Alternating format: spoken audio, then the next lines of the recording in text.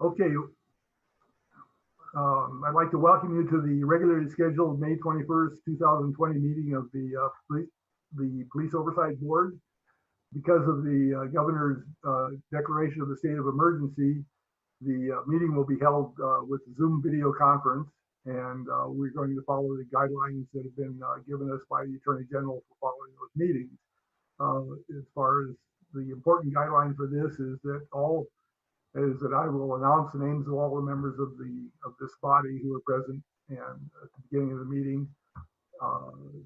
And all of the votes by this public body will be by roll call, so everyone can be aware of that. So, seeing that we have a quorum, we have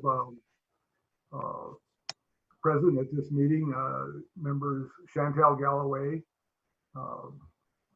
Eric Nixon, Tara Amarillo Pruitt, Catherine Starr, and Douglas Mitchell, and myself, Bill Cass.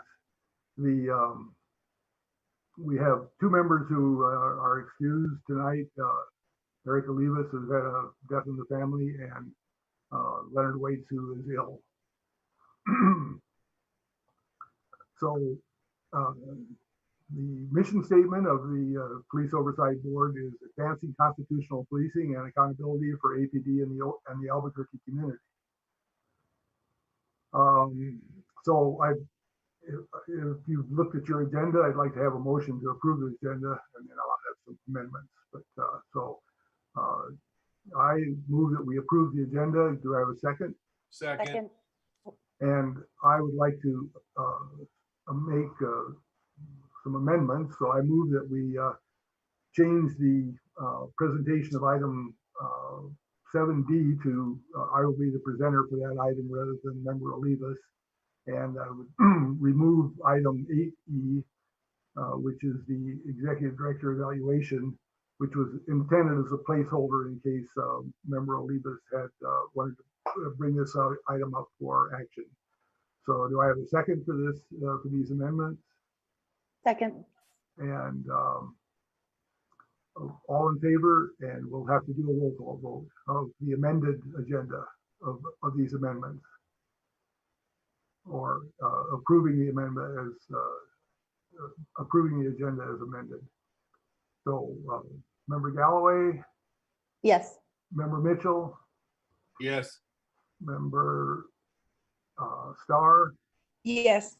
Member Nixon? Yes. Member Pruitt? Armijo Pruitt? Yes. And I am a yes. So the agenda has been amended and approved as amended. I've been informed that there are no public comments, so we'll move to review and approval of the minutes from April 9th. Do I have a motion for approval of the minutes from April 9th? So moved. Second? Second. All in favor? Member Mitchell?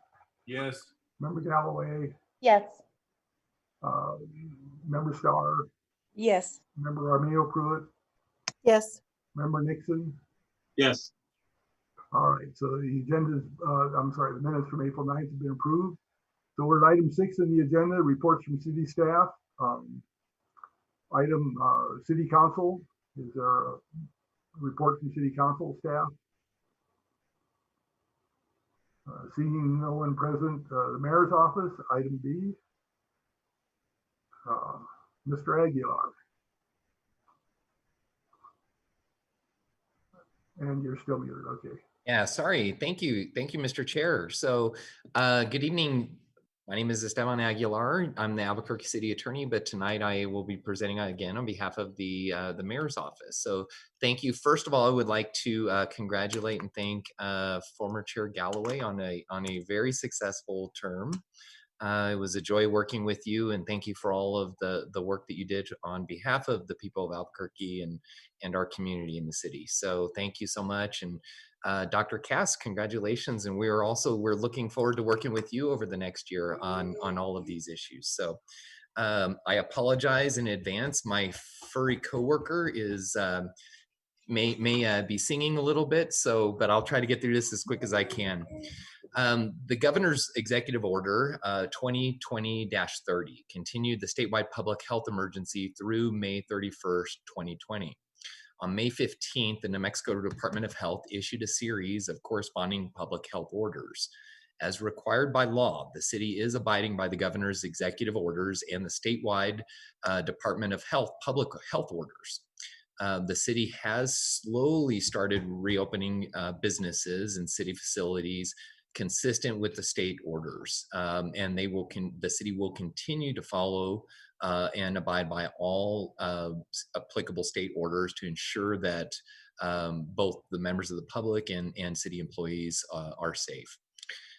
During the pandemic, though, the city and the Albuquerque Police Department continue to comply with the court-adopted settlement agreement. IMR 11 has been published and is available at https. Actually, I'll try to publish the link on the chat box if I can. IMR 11 discusses APD's performance dating between August 1st, 2019 through January 31st, 2020 of this year. A couple of head notes that I'll just touch on briefly, and then I'll turn it over to Ms. Rose, who will elaborate a little bit further. But compliance rates across the board, in two categories, increased. Primary compliance, we were at 100% during the IMR 10 period, and the city continues to remain at 100% in primary compliance. Secondary compliance, during the period of IMR 10, the city or the department was at 81%. We have marked increase in that percentage. Now the department is at a 93% secondary compliance rate, which is incredible progress. And finally, operational compliance, which is the hardest area to get in compliance, as we've discussed before, also saw an increase, although not as marked or not as large. It increased from 64% to 66%. So we'll want to thank again everybody on this board and all the staff and everyone who makes this board possible, and we appreciate all of the work on behalf of the city, especially during this time. So thank you so much, and if you have any questions, I'm happy to answer them, or I will turn it over to Ms. Rose.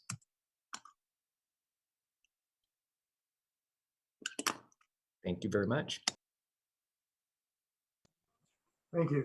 Go ahead, Robin Rose, if you like, if you're ready. Hi, thank you. Yes, sir. Good evening. My name is Robin Rose. I'm an assistant city attorney with the city of Albuquerque, and wanted to give a couple updates for the board. First, I'd like to update you all on the hearing for the city's motion to move paragraphs into sustained compliance and suspended monitoring, and then the accompanying motion to self-assess. As you all may recall, this matter had been previously set on April 10th of this year, and then was reset onto May 20th. Friday, the city, the USA, and APOA, with the concurrence of the monitor, filed a joint motion to continue this hearing. The city made the decision after discussion with the United States, the APOA, and the monitor, and further based on input from the amici and stakeholders, to request the court to continue the hearing to a date when the hearing could be held in the courtroom. In reaching this decision, the city weighed the public, amici, and stakeholders' interest in access to the courtroom against the city's interest of an immediate hearing. For the time being, the city believes it's more important to hold the hearing in person than to have the hearing immediately.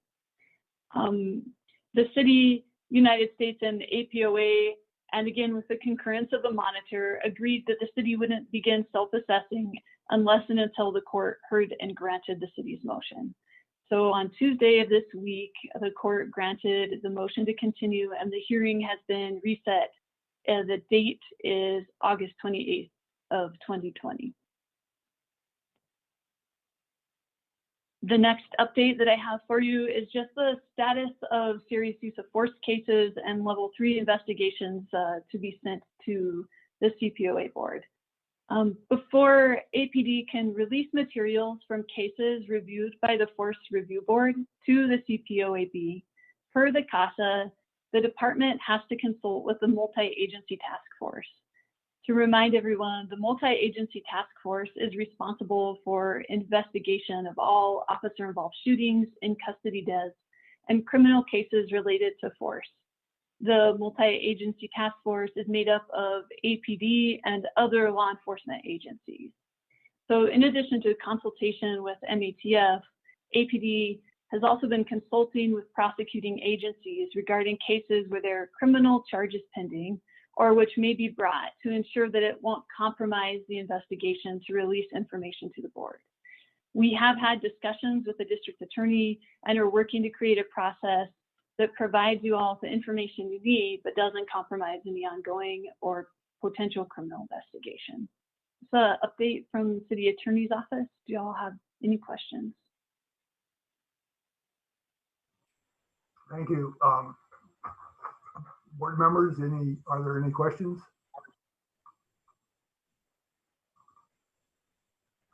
Thank you again for your presentation, and I appreciate your coming down and being with us virtually. Thank you so much. And if there aren't any questions, I'll go ahead and sign off.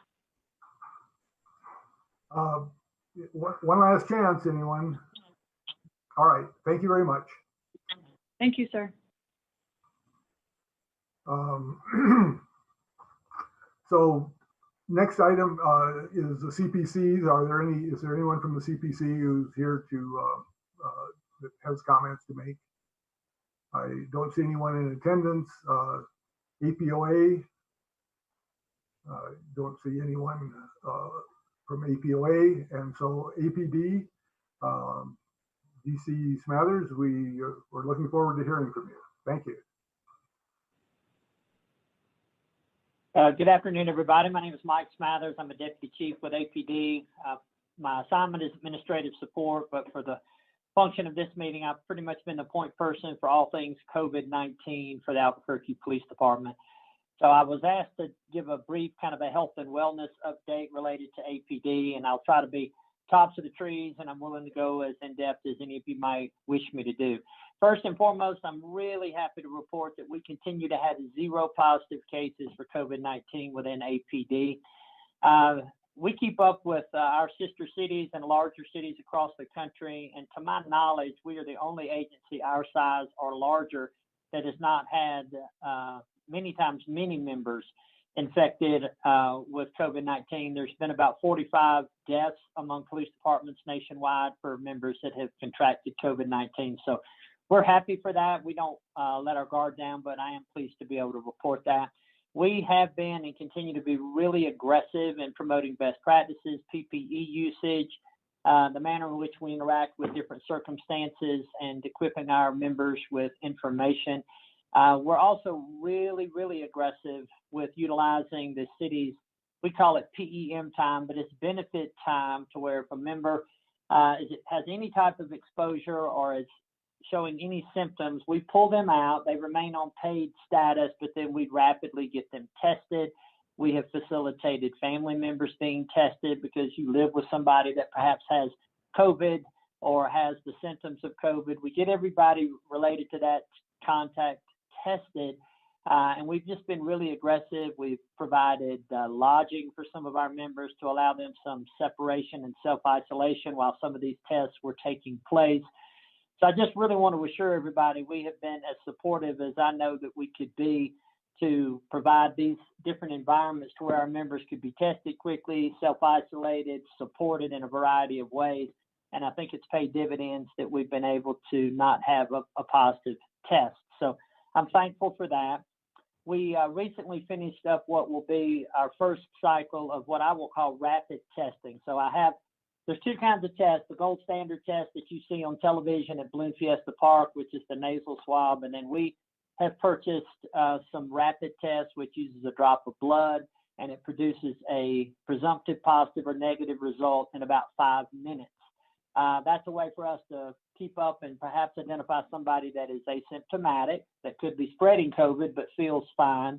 It helps us also identify someone that might have been exposed to COVID-19 previously, would have the antigens, which would just be a reference point for us. We wouldn't stop that person from wearing PPE.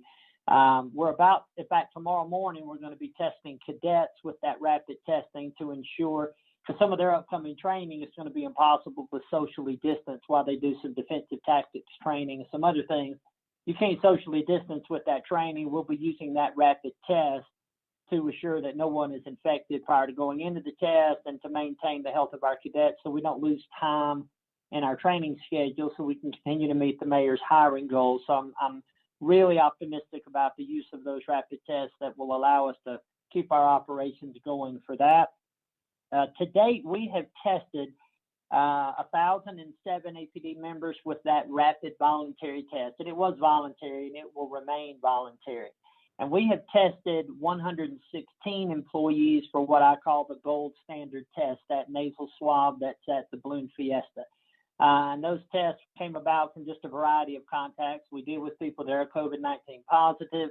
We deal with people that have the symptoms. And unfortunately, there's been quite a few people who have falsely told us they had COVID-19. But we don't take a chance. We pull those people. We get everybody tested if they're exposed in that way. So numerically, we're 1,007 for the rapid, 116 for the nasal swab gold standard test. We continue to stay up to date with best practices nationwide. We adjust and adapt as we need to. And we have a medical director that has been assisting us throughout all of this, giving us good, wise, scientific-based advice and counsels where we stay with best practice there. And we don't wing it at all related to decisions that we make. We run everything through our medical director. And then lastly, PPE for us has been a challenge, just like it has been for anybody across the country. We've waited as long as 8 weeks for PPE to be delivered to us, but we have a really good supply right now, so I'm confident that we're prepared. We don't know if there'll be an additional wave. You all see the media coverage that we do, so we are prepared if there's another wave, and we'll just continue the cycle of trying to order and stay ahead of our PPE needs. So I hope that wasn't too much detail. I'm just trying to figure out maybe the level of interest, but I'm open to any questions you may have. Thank you, Chief Smathers. I do have one quick question, and that is what percentage of APD sworn-in employees are tested? Does that the numbers you gave represent roughly in terms of of the population? We have 1,582 total employees. So we have about 1,004 sworn, the rest are civilian staff. And we're at 1,007 of those folks took the voluntary test. And then the 116 it wasn't in essence voluntary, but it was because of a direct incident that they were exposed to. Obviously, no one has resisted taking a test, but it was mandated in the sense of you've had a direct contact with somebody that we feel is a source and you medically need to be tested versus just proactively need to be tested. So we're at about 75% of the department took advantage of the voluntary test. We were really happy with that. Thank you. That's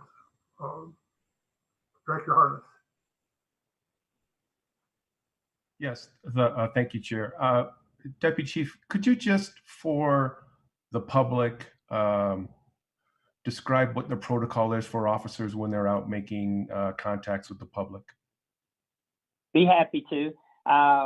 We ask our members to wear either a surgical mask or the N95 mask when they're having contact with anybody to protect both parties, because we can spread COVID-19 and be asymptomatic.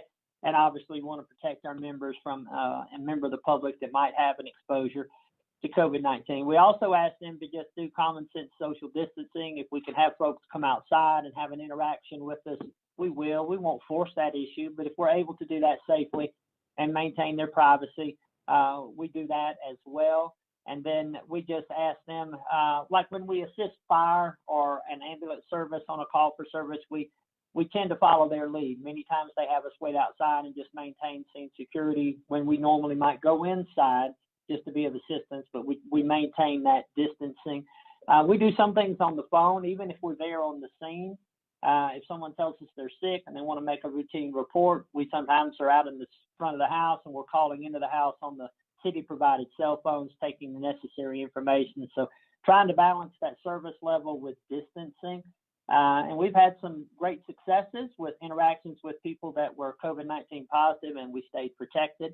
We've had a few times where things didn't go exactly like we would want. We learn from that and re-educate our folks. But broadly, those are the steps that we're taking. Thank you. Thank you again. Does anyone else have questions of Chief Smathers? If not, I'd like to thank you very much for coming down and giving us that report, and be safe. Thank you. Steve, did you have a question? No, Mr. Chair, I was just going to ask, with the board's permission, if Chief Smathers and I could be excused. Yes, of course. Yes, if you're welcome to stay, but you're welcome to leave as well. So Well, thank you very much. Okay. Thanks, Mr. Aguilar, for pointing that out. So we don't want to keep you any longer than necessary. So. No, not that. We just want to make sure that we're available to answer any questions that the board may have.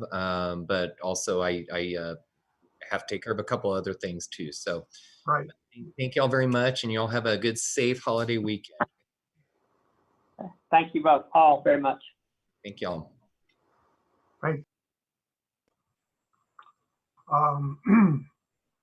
So I also would like to acknowledge that we have received other input from the IAFD and the Internal Affairs divisions with their normal monthly reports. So I just wanted to get that on the record. We're at item G, which is Public Safety Committee, which is a committee created by the City Council. I see no one here who's prepared to speak, I believe, so we'll move on. And Director Harness, Chair, good afternoon, Chair Dr. Cass, Honorable Board. First off, congratulations from IMR 11 for regaining compliance for meaningful oversight. I think that's a big step that's pointed out in IMR 11. As it relates to the agency casework, for paragraphs 183 through 194, there were some cases we provided some significant feedback on those for the draft. That feedback was provided to the board at the same time that it was provided to the monitor. And I think that you can see the difference. They did take our input. They did listen to our points of view, and relating to the cases that they found to be deficient, it was a matter of, as it was phrased in the report, closing the loop. So one of the cases was involved allegations of a HIPAA violation, and we simply could have resolved that matter by including a sentence in the findings letter that said that HIPAA does not apply to law enforcement, and therefore there was no need to conduct an investigation for any sort of a violation. But more significantly beyond that, after IMR was published on the 4th of May, last week, I had a conversation with Associate Monitor Giaquinto, and essentially the gist of the conversation was that they had evolved to accept our point of view that it is proper to unfound or exonerate a case based upon a preliminary investigation, and that we will be receiving written confirmation of that from the monitoring team. So essentially moving the standard of minimal substantiation from the administrative close category over to unfounded and exonerated is going to be an acceptable practice on behalf of the monitoring team for our investigations moving forward. And I think that that's a huge step. The first quarterly report for the agency to City Council was submitted in writing, and that copy was provided to the board upon its submission to the City Council. And then next, the community policing councils. There's been a lot of work going on with the community policing councils and the integration of them with the CPOA. While initially it was discussed that we would enter into a memorandum of understanding with the city, there's been such progress with the actual community policing council ordinance that city legal believes that they're going to be able to have that to city council within the next session or two. We've had, in the last 10 days, we've had 2 extensive meetings regarding the drafting of the ordinance, and Councilor Pena and her policy analyst participated in those discussions and that drafting. And Councilor Pena will be the sponsor for that ordinance. In the ordinance, it does call for the CPOA to administer the CPCs. Additionally, I thought it imperative that, like the CPOA ordinance, where the oversight ordinance states that there is to be community engagement and data analysis, and it dictates those positions, I thought it was important that this ordinance dictate that there be a CPC liaison, a position that's already been posted with the city, and an administrative position to support the liaison and the CPCs in their mission moving forward. And that has been included in the draft. So the quickness of the ordinance coming forward negates the need for us to draft a memorandum of understanding for the CPCs to be integrated with the CPOA.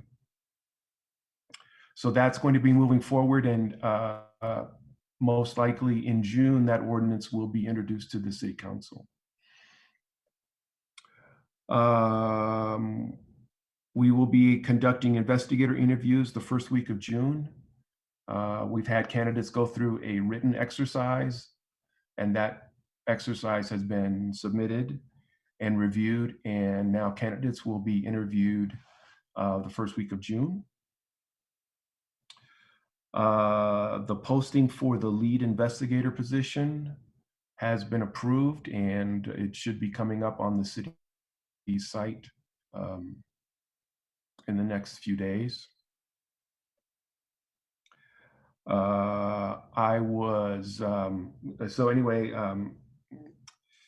lead investigator position was a position that had to be advertised in accordance with City of Albuquerque HR regulations.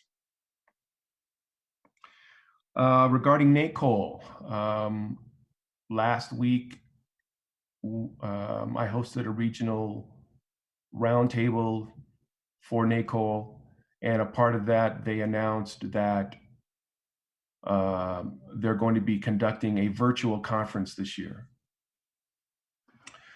I think they believe they're going to have 35 sessions that are going to be offered beginning in July and run for an extended period of time.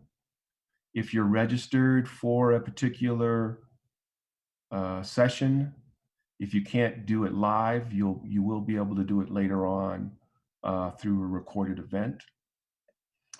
And right now they're thinking that the pricing for that is going to come in around $230 to $250 for the entire conference. So we will ensure that all of that information is passed along to you as soon as we get it. So there will be NACOL, but it will be done virtually. And as I mentioned to Dr. Cass prior to the beginning of the meeting, I just got some policies from Deputy Chief Griego regarding the need for our information to be translated into 5 safe harbor languages for the city of Albuquerque. So those policies will be important for outreach to consider along with the policy subcommittee. So I will distribute those policies. APD is looking for feedback now prior to it even going to the Office of Policy Analysis. And according to Deputy Chief Griego, they are already in the process of translating our complaint forms into those languages. I'm sorry, I didn't ask which languages those are. But when you look at the definition of a safe harbor language, it is 5% of the population or 1,000 to meet that threshold. So 1,000, if a certain language is spoken by more than 1,000 people, that's considered a safe harbor language for the city of Albuquerque. And other than that, I am open for questions.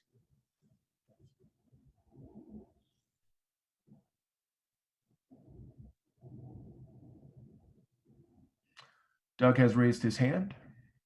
Yes, sir.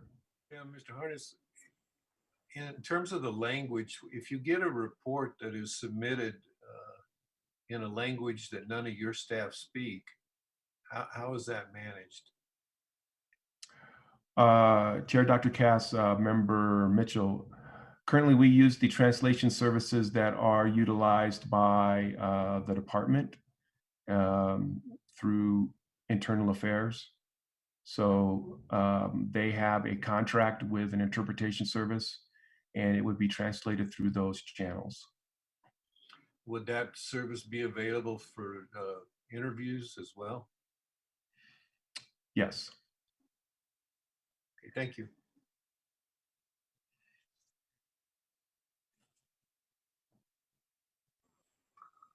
Thank you. Any other questions?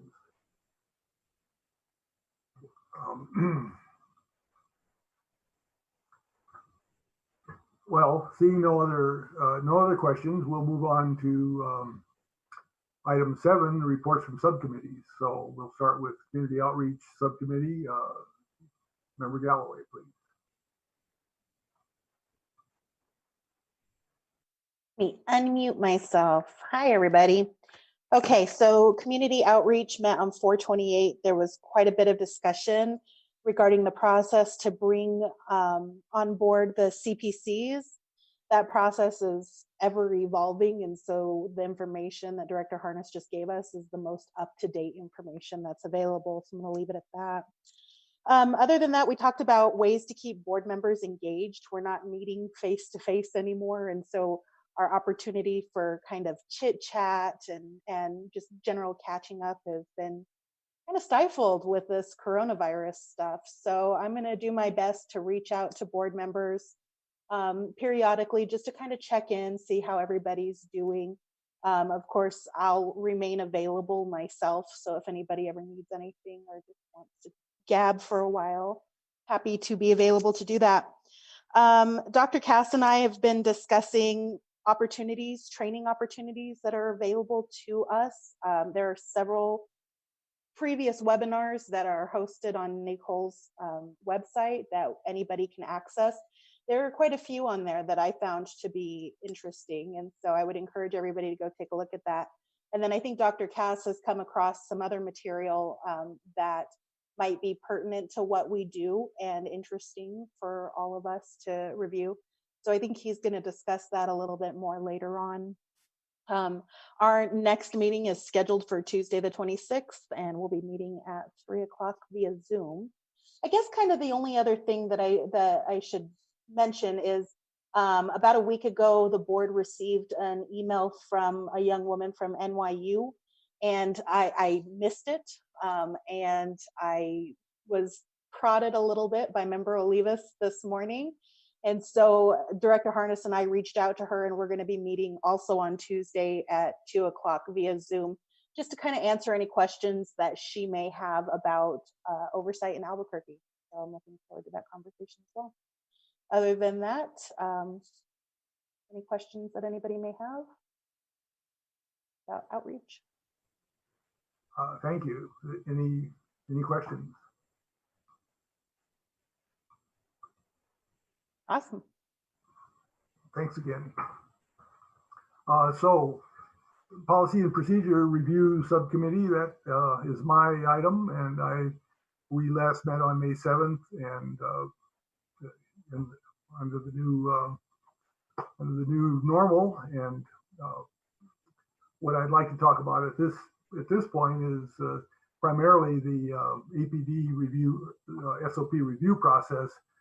And I mean, there was more to this meeting. We've been focused as well on the conduct and ethics, but I'm leaving that for a later agenda item because it's an action item or potential action item. And so in this case, there was some, in the case of policy review, there was some things that led up to this, which was that I had arranged a meeting with CPOA staff to look at, how we were going to, handle policy review. And a suggestion was made by Diane McDermott that we should get involved in earlier in the process, get more, start thinking about in terms of recommendations earlier at OPA as opposed to waiting until PPRB.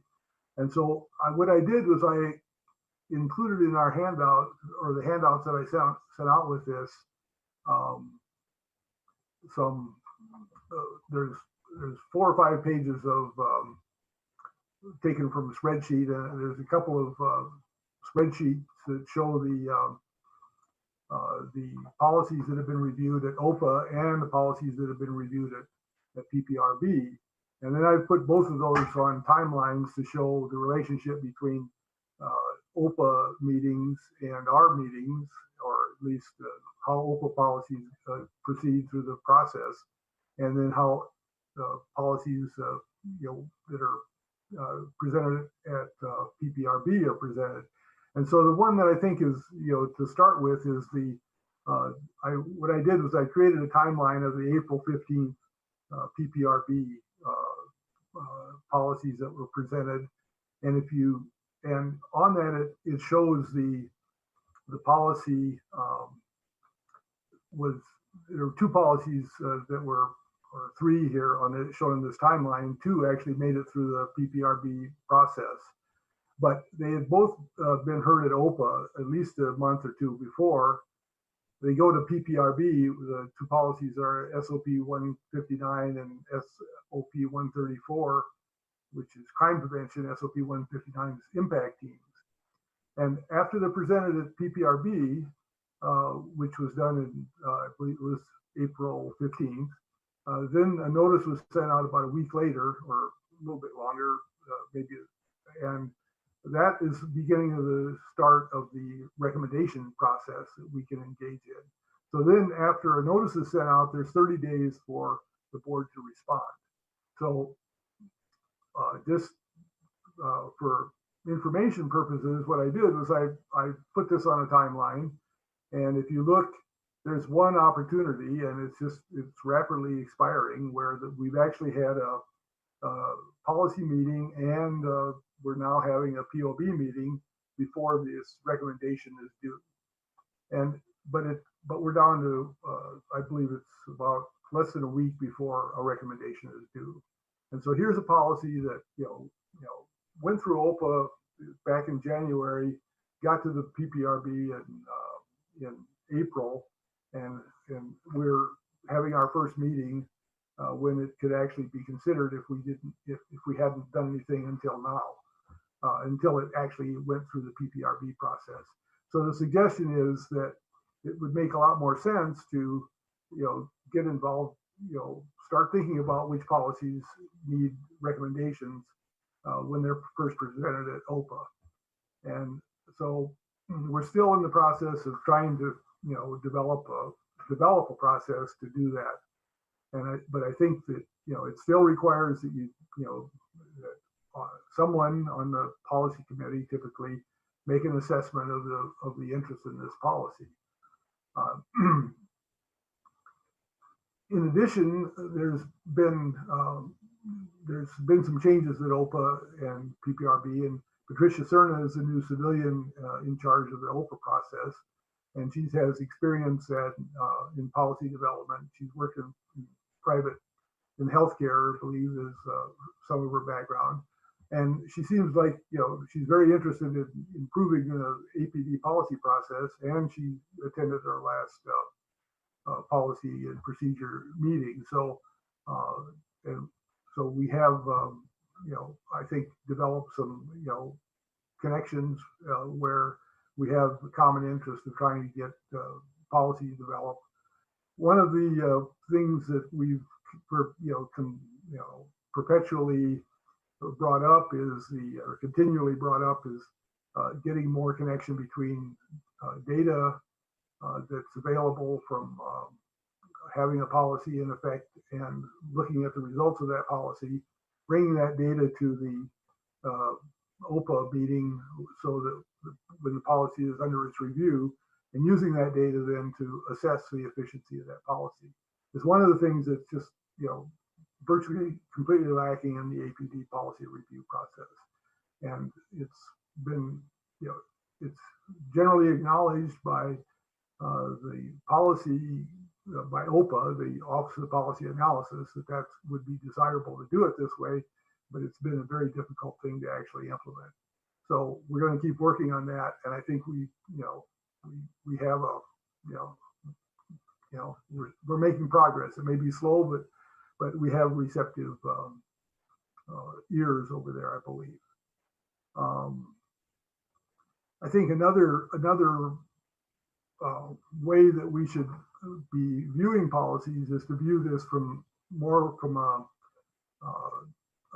a group perspective, in that not just look at individual policies as they come through OPA, but look at the group of policies that are related. And this, for example, there's CASA policies, which are all, which should have our special attention. There's use of force policies, which there's a suite of those, and we've tried to pay attention to those. But in addition to that, I mean, there are things like mental health policies, and they tend to be presented as a group. And I think there's also the kind of thing that we should look at from that perspective.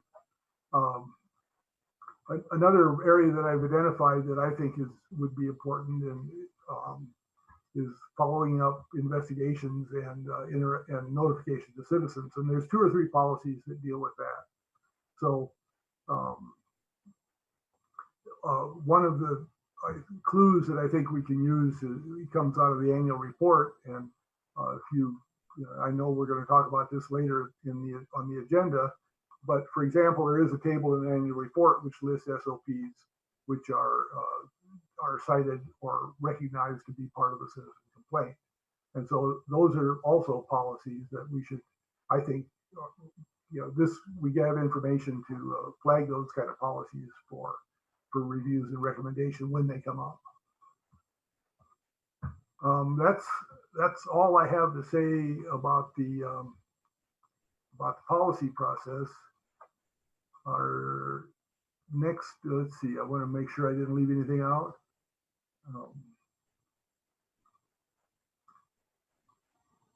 Our next meeting is June 4th, and we'll have another Zoom meeting. So case review, Member Galloway. All righty. CRC met on April 28th and decided that all members of the case review committee would review cases selected using the randomizer tool. This is the audit process that was approved last month by the board. The cases that were selected for the audit were case 238-19, 025-20, 012-20, 175-19. So that was the up to 10% of cases for that previous quarter. Cases were reviewed and the committee met on May 12th to discuss the findings. There was some conversation about timelines for the review of cases. Case 175-19 was filed in July of 2019, and the findings letter was not submitted to the board until January. And due to the lag in the investigation timeline, lapel video was not available for the investigator to review. That's because of APD's policy on how long they're going to retain OBRD videos. Director Harness acknowledged that there was some internal adjustments being made in order to help with the streamlining of the intake to investigation process within the agency. So we're looking forward to seeing, some of those issues eliminated as a result of that. As far as CRC's process in conducting audits goes, we determined that there needs to be one little tweak, and it's an action item on our agenda for later on. And that tweak needs to be made to the motion that was voted on last month and the time frame in which the CRC will report back to the board the findings of the cases during the audit process. One other issue that was discussed at the May 12th meeting was the use of technology to review cases rather than requiring committee members to go to the CPOA office. Director Harness is going to be looking into some options and is going to report back to the committee on that at our next regularly scheduled CRC meeting, which is also on Tuesday, May 26th, but at 4:30.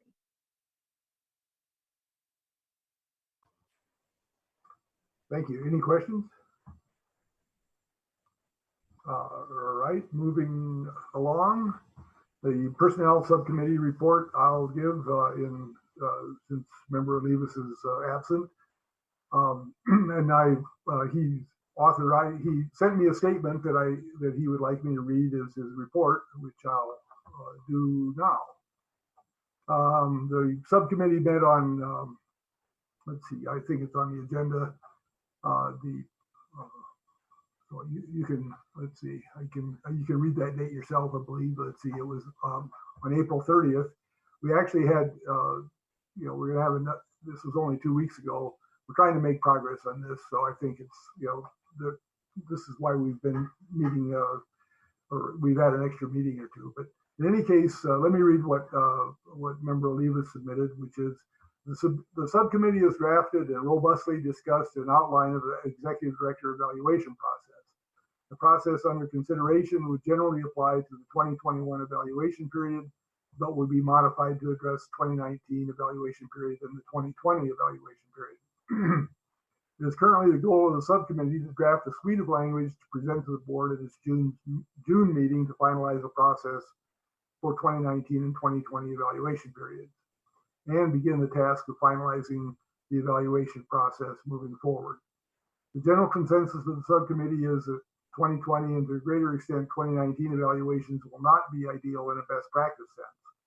The subcommittee has spent a great deal of time researching best practices and drafting an evaluation process, and the recognition is that an ideal evaluation process must include a significant goal-setting step before the evaluation period begins. Obviously, this is not possible for the period which is past or the one already underway.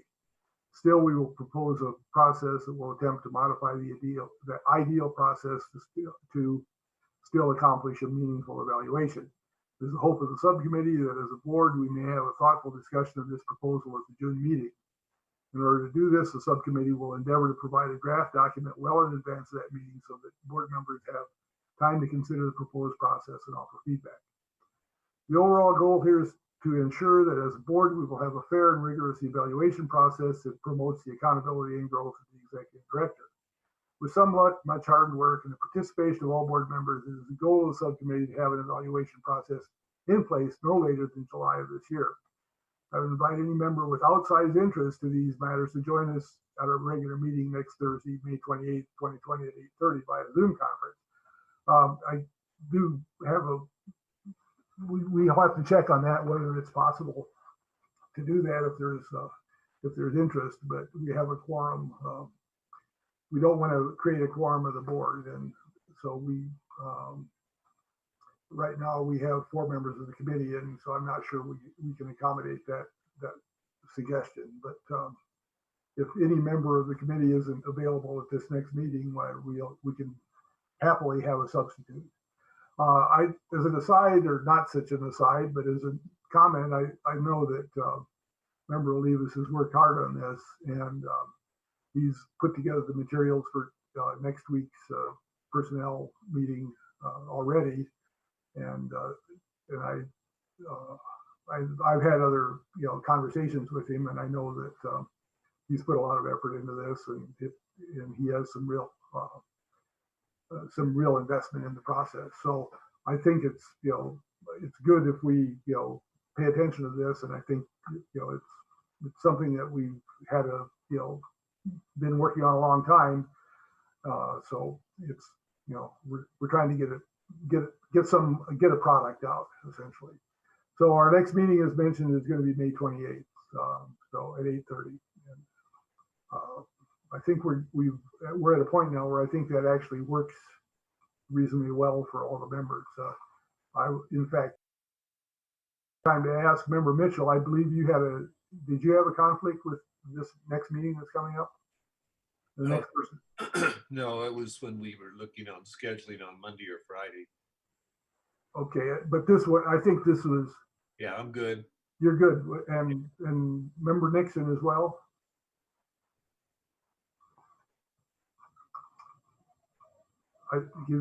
He's present. Okay. All right. So if there's no other questions, we'll move on to the next item in the agenda. So for discussion and possible action is we're at item 8A on the agenda, and this is a proposal that I would like to make. I put on the agenda, and it started out as an attempt to deal with individual training or getting members, to get the training that is required in the by the various ordinance and CASA requirements are laid out in those documents. And but I think, and it really deals with it really started with the looking at the conduct and ethics policy, which we're going to talk about later, where when you start laying out the requirements for training, you recognize what a lot of time it is that's required. And we've had other situations where just having the amount of being thrown into the sort of the deep end of the pool as a new member, and having to meet a bunch of training requirements and trying to decide what's important, you can see that this is a greater problem than just getting the training. And so what I've tried to do is to look at is to make a proposal so that we can look at all of the ways that we need to participate, the kind of information we need to participate and be effective members of the board. So what I attached is kind of an early draft of what I'm suggesting that we at least have a discussion about tonight. I don't expect that we are going to take have a motion, but I'm not sure it requires anything to move this proposal forward. But in a nutshell, what I'm thinking of is discussing discussing board activities that involve all the way from recruiting new members to the retirement of members. So new members shouldn't be surprised by either the mission or the scope or the amount of work that this board represents. And so I think it's our obligation to educate people. And I believe that starts with educating or connecting with prospective candidates. And so this week we set up a meeting between Council President Davis and the council staff, Stephanie Yara and Julia Moya, to talk about how we could interact with them in terms of recruiting members. So, so this is an ongoing process, and it's been a long-standing problem to get vacancies filled on the board. And and one of the things that we think would be useful would be to let board members know immediately, or prospective board members know immediately, what they're in for, and then and then make sure that we don't, once they get onto the board, that we actually give them some help. So what I'm suggesting is there's several things that I think we can do, and actually like I mentioned, I don't believe it really requires a lot of change in what we're doing. It's just a matter of kind of organizing it. I think we need to make a more formal sort of document or presentation to prospective board members. And I think one of the aspects of this might be to appeal to not only to inform them what the board is about and the amount of work involved, but to try to stimulate them by saying, if the better we get as a board, the more exciting it might be to be on this board. And there's good work to be done, and I think that it's our job to make it such that it does appeal to people's sense of civic, community service and their desire to do something for the community. And I think we can model that, I think, and we can start that process by talking to the members, to prospective members. I've always been a little bit reluctant, to be a board member and then choose a new board member. But I think that there is a role for us to do that, and I think that we're collaborating with the council, who's had this is an ongoing problem with boards throughout the city. So I think there's some real opportunity for us to do more there. And another thing that I'm suggesting, and I've discussed this with Director Harness, is that we create something that I call a sort of a thin manual, but an operations manual for new board members, which would contain essentially the basic information that as to where to go to get started to be a board member, and a lot of other links then from that to the sources of materials that we have available. A lot of that information has been assembled, but it's really difficult to know what's the most important of that information. And I think this is another case where trying to organize it in that form might be useful.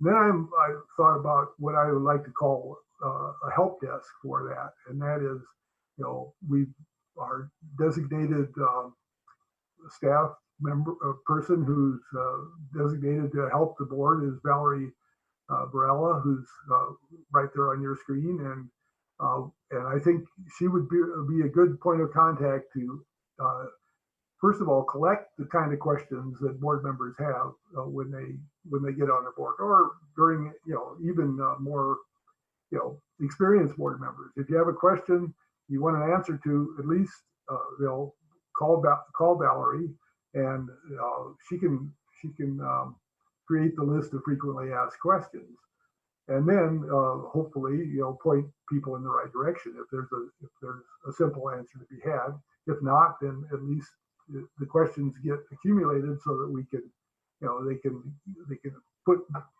answers can be developed later. I also think that we need to address our training requirements in a more systematic way, because we already have a lot of information out there for training. But as I mentioned, I think one of the problems with it is that there's so much information, and you're overwhelmed when you come on the board to see that. So I think that this is again sort of a planning effort. And the other thing is, I think one of the problems with having a lot of requirements for training and other activities as to how we do things on the board is that we end up sort of not leaving time for what it is we do on the board, which is oversight. And so this is where the NACO has been typically the way that we learn to do oversight. And given that the conference has been canceled this year, I think that there's really an opportunity here in that NACO is now creating their conference online, essentially, as Director Harness mentioned. So I think that gives us more flexibility in actually getting that sort of oversight training. So in a sense, it's good, because I think it lets us it gives more flexibility to the process. And in addition to that, as Member Galloway mentioned, we've looked at other training videos that exist already at NACOL, and I've also tried to find other sources of information that we can put together for training. And so I think there should be some, some system that we apply to that. And I think this is another item that we can put into a operations manual, or and this is also been it's data that is already in our policies and procedures that the director will collect in order to see that we're moving along and that we're meeting our training requirements, which are a matter of they're requirements. So and then I think another aspect of this, which is what we're going to talk about more in the conduct and ethics, is creating a board member review process. I think that this will help board members understand what it is that there is expected of them and make us a more effective board. And then rolling all that up, I think we need to revisit our mission statement. I think that's evolved over the course of the time that the board's been in operation, which is now around 5 years. And but not only has the mission statement or the mission evolved, but the board is completely different, completely new from what it was from the board that sat down and developed this mission statement. And so I think it's time that we revisit this and again, in the time of remote video conferencing, I would hope that we can do this in a way that will get everybody to participate and fit everyone's schedule. So, I mean, it's kind of a plan for getting our training, getting our mission firmly in mind, and then applying everything to create the board that I think we would all like to be. So with that, I want to I'll open it up to questions, discussion, comments, whatever you'd like to say. I'm not asking for an action, but I just wanted to get this on the table to get the board to think about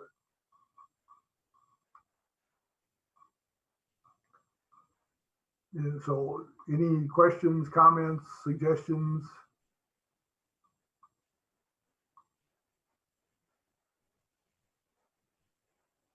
Yes. Member Galloway. Hi, Dr. Cass. I was just waiting very patiently to be called upon.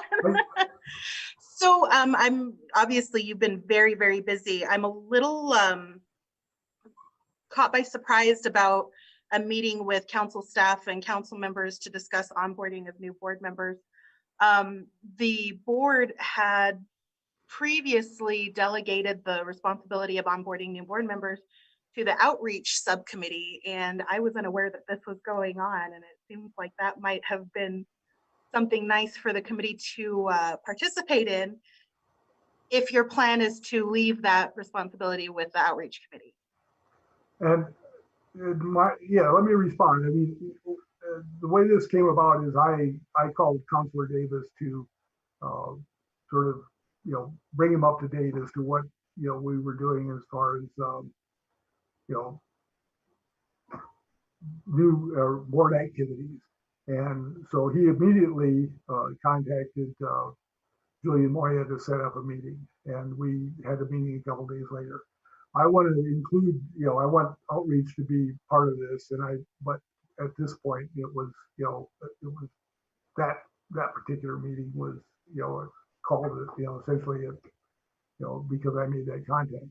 So I'm not trying to cut outreach out of this, but I want to get this get this back going again is all.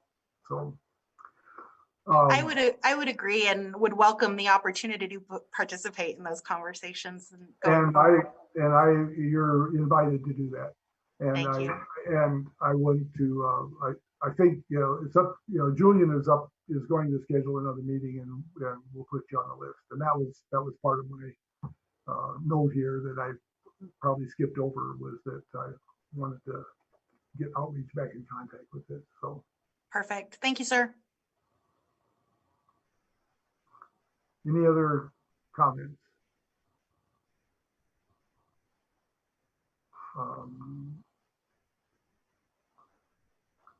So we are at item 8B, the update of the policy and procedures amendment to implement case review of audit process. And Member Galloway, I believe this was your item.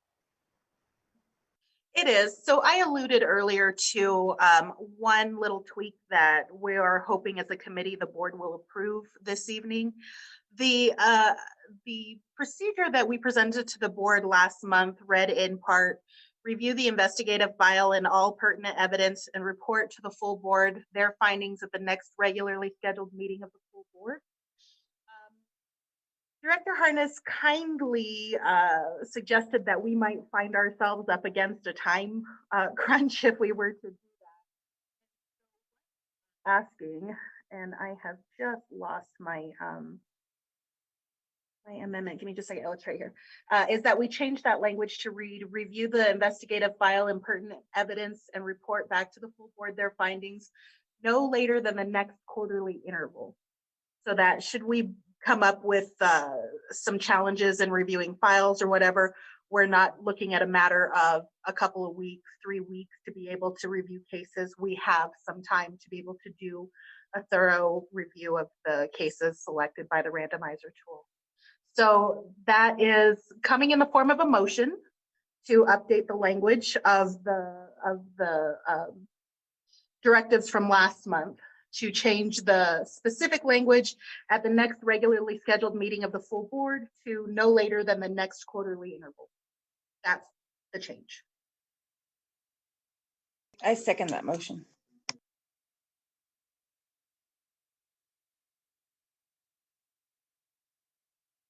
So the motion is to add, I believe, just a few words to the current language. Is that right? I mean, Yeah, it's to change. It's to change just a few words. I think we're talking 5 or 6 words here. Has that been submitted? Does Katrina, do you have that language available? Of the motion from last time or the current one now? The current one. No, I was gonna ask Chantel if she could send that description over to us and we'll add it into the minutes. I can. Director Harness has this, but I can send it to you as well.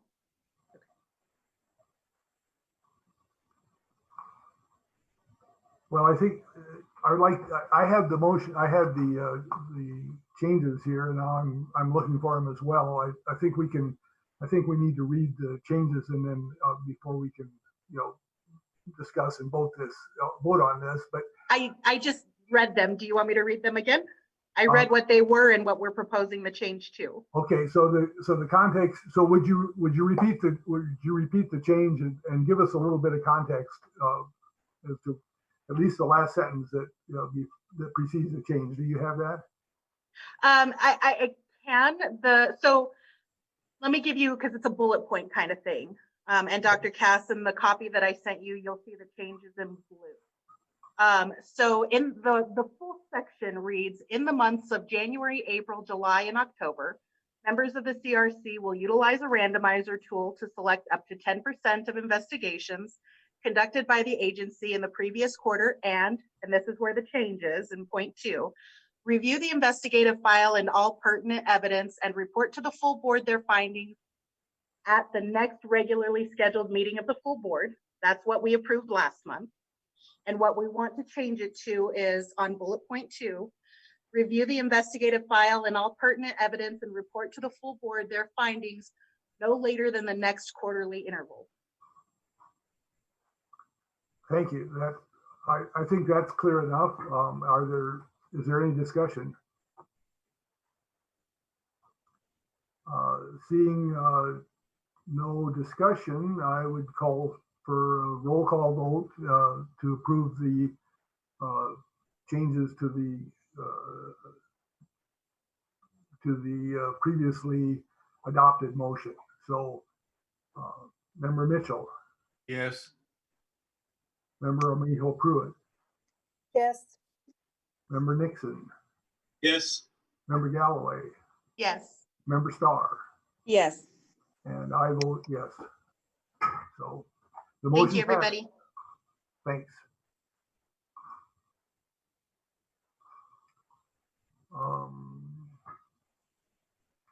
We're now at item 8C, which is CPC interactions. And I asked Member Nixon, who was given the task from last meeting by Chair Galloway, to look into what how the CPOA could interact with the CPCs. Given the updated status of CPCs, I think I'd like Member Nixon to lead this discussion. I think it also includes the new information that we have regarding moving the CPCs through an ordinance in closer connection to the agency. So, Member Nixon, if you want, the floor is yours. Yep, I can. So a email went out, actually it was today, to Eric Jackson and some other folks who had gotten me in contact with a mailing list of all of the chairs of the CPCs, which was great because I know there's been some changes, some workarounds on that. And so basically what I was asking him to do is I wanted to start the dialogue and discussion about CPOA member, POB board member, just interaction with the various CPCs around the city.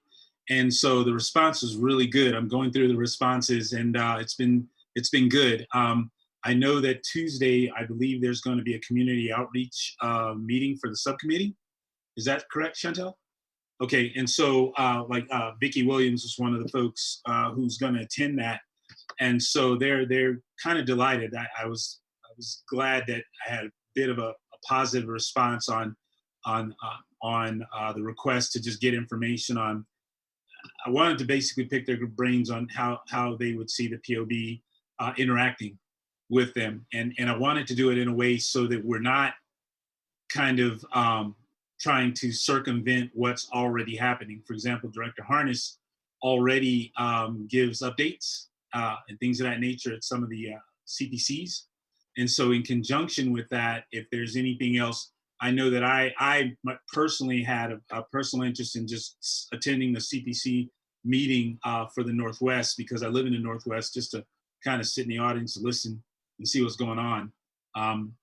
And so in formulating a feedback from the chairs, I think that gives us a good foundation, especially dovetailing into what's happening with the community outreach and so on and so forth. So I wanted to do it in kind of a benign way that is just kind of an ask of some folks that I had known on the CPCs, just to pick their brain and start kind of a brainstorming process. I didn't bring up anything. For example, I know that Director Harness had mentioned that the CPCs would probably be under the CPOA. Correct me if I'm wrong on that, Director Harness. And so rather than get into any of the wranglings of the structure and any of the org changes, I just wanted to kind of have a grassroots conversation with folks as far as, picking their brains on the CPOA/POB members and what kind of what the expectations were for us to interact and communicate, and what would be, to me, what would be acceptable without stepping on anybody's toes.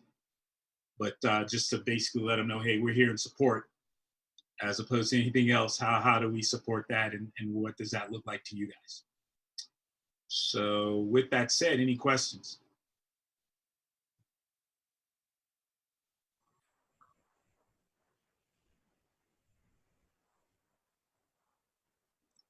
Yes, Member Galloway. Hey, Eric, thanks for doing that. Which CPC is Vicki at?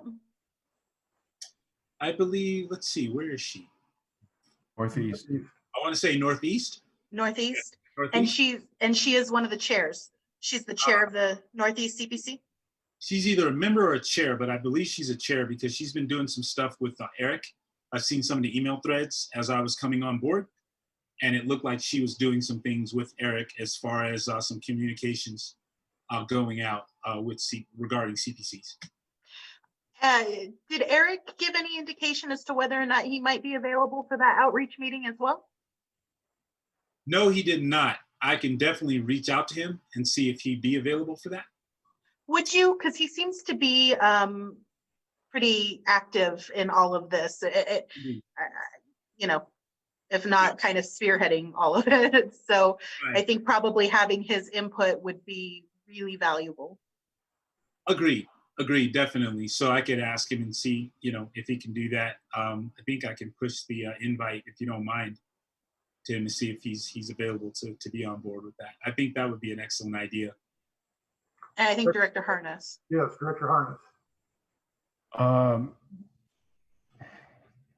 Chair Cass and Member Galloway, for informational purposes, there is a council of chairs for the CPCs, which is comprised of all of the chairs and all of the co-chairs and then other selected members of the CPCs. Mr. Jackson is the leader of the council of chairs, and Vicky is the chair of the Northeast. So they've created this executive committee, if you will, for the CPCs. And they have done a lot of the work for establishing the guidelines and things like that. I failed to mention that we are having a meeting tomorrow with Dr. Rickman to discuss the criteria and the processes for CPC membership. What's the selection process going to be, and what's it going to look like moving forward, so that there's consistency between the community policing councils, and so that isn't an obstacle for them to be compliant with the CASA based upon some of the behaviors from a couple of the community policing councils in the way that they've selectively eliminated members. So I would say that anybody that you guys think would join us on Tuesday would be welcome. That's a part of this group. I certainly would like their input and to kind of give them peace of mind that we want to do this thing collaboratively and support them, that the goal is to support them as best we can.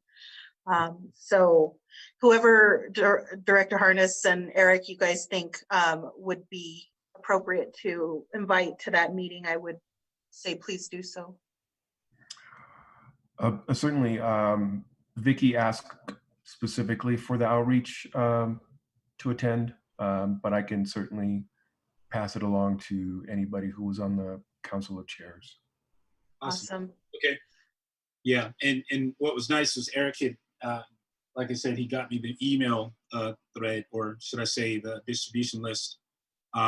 He had forwarded my request to the folks that were on that, not so much on the committee, but vice chairs and chairs. I think it may be a little bit different than Director Harness's distribution list that he has for that executive committee. But yeah, I think that would be a good idea. So I can either send something ahead of time and just ask Eric if he'd like to attend.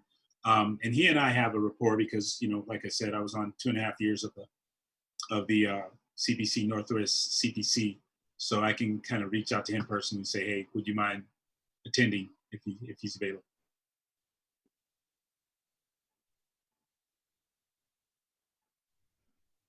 Any other comments?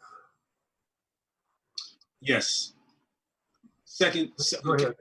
So next step would be to get the feedback. I've gotten feedback from 2 of the members already, and get the feedback from those folks as to some of their ideas that they may have, and then report that out as well. Take that supportive approach of just listening and hearing, what they have to say and the feedback that's going on. I didn't want to get into a fact-finding mission of, telling them, well, we think this is going to happen in the future and we're going to go this way, because I'd rather keep it kind of, like I said, grassroots to just kind of pick their brains and get some ideas rather than kind of formulate the process going forward. Does that make sense? Yeah, thanks. No, it sounds like a good outreach project, and I mean, great. Keep it up. So, Will do. any other comments about? No, sir. That's all for me. Well, thank you. All right, we are at item 8D, which is board conduct and ethics policy, and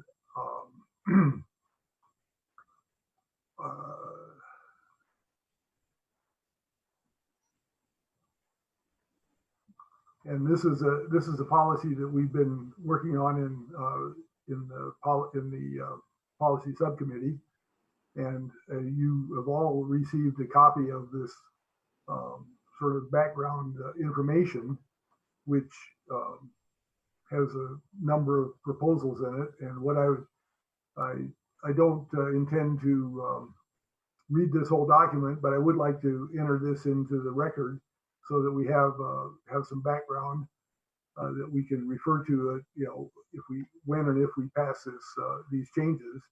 But I will read the summary, and it gives kind of a statement of purpose of what this policy is supposed to accomplish. And so this is a plan to create a structure of growth and accountability within the CPOA board so that it may meet its duties to conduct fair and impartial police oversight as described in the city ordinance, which established the CPOA and the CASA. Conducting responsible police oversight consists in meeting defined requirements as stated in the above documents and by following parliamentary procedures and governance principles. In addition to specific duties, board members can be evaluated by public conduct, which could be seen to create conflict and/or mistrust within the community at APD. This task was established to create guidelines for the CPOAB to deal with unacceptable member conduct in the context of police oversight. This led to an examination of what constituted appropriate member conduct, which in turn led to describing member conduct consistent with the mission of the CPOAB. So what I'm proposing, or what I would move, is to adopt the language. I'm moving to adopt the language changes that are shown in this document that deal with essentially three areas of our policies and procedures. The first area is to give the chairperson the authority to conduct reviews of member performance. The second area is to establish a process for reviewing, disciplining, and removing members. And the third area is to modify the executive director's current training and orientation report that he's tasked with providing in our policies and procedures already. So these changes are all found in on the second page of the or the third page of the document that I sent out to all the board members, and you have a copy of. I've highlighted the language which has been changed and through discussion at the Policy and Procedures Committee, and had earlier been discussed, I believe, at a board member or at a board meeting. So I wanted to just call attention to the fact that there was some discussion which has now changed back and forth, and I won't go through all the details of the change, but the significant part in the first section, which is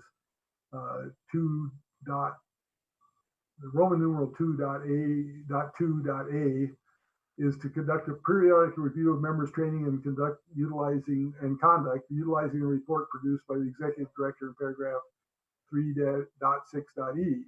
And members who serve less than 6 months will receive a review 6 months from their appointment. Subsequently, all members will receive an annual review. This review will consist of a board chairperson and his or her designee and the executive director. The significance of this change is that we would only have one 6-month review for new members, and then the subsequent reviews would be on an annual basis. So once you've been on the board for a year, you get reviewed every year. The second part was that the review team would consist of the board chairperson and his or her designee and the executive director. there had been previous changes which indicated that a second board person would be available or would be part of this review process. And this was then changed back in the subcommittee to this, to creating just the committee for review. So my comment on that is that these are not intended to be closed reviews by any means. And so if a board member wants to choose someone to attend their review, I don't believe there's anything that would prohibit that. So if a board member feels more comfortable doing that, I think it's going to be available and allowed within the language that we have here. We've just taken it out as a requirement that we have 2 members essentially be part of the review team. So if just as a matter of explanation,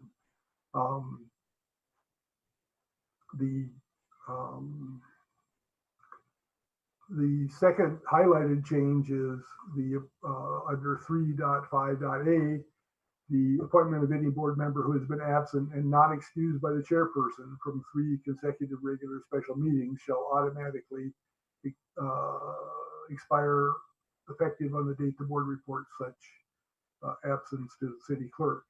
The board will review and validate by majority vote absences in question before reporting to the city clerk. So what this does is it gives a better definition, which none existed before, as to what kind of absence would be an excused absence. It wouldn't count against against the 3 consecutive absences. So now what we've done is we've left it up to the chair to make that decision, but because it's subject to the review of the board, it's still going to be, a board decision rather than a single person's decision about whether an absence was excused or not excused. So this was the compromise language that we arrived at. And those are I believe the 2 major changes that we made from the previous language. So I've made this motion that we accept these changes, and so I would like. So do I hear a second so that we can continue this discussion? I'll second. All right. So motion's made and seconded that we adopt the changes to the policies and procedures. So now opening to the floor for discussion. So anyone? I'll look for hands or.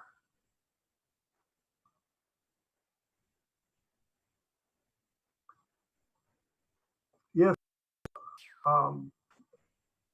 Is this our legal counsel who's signaling? Yes.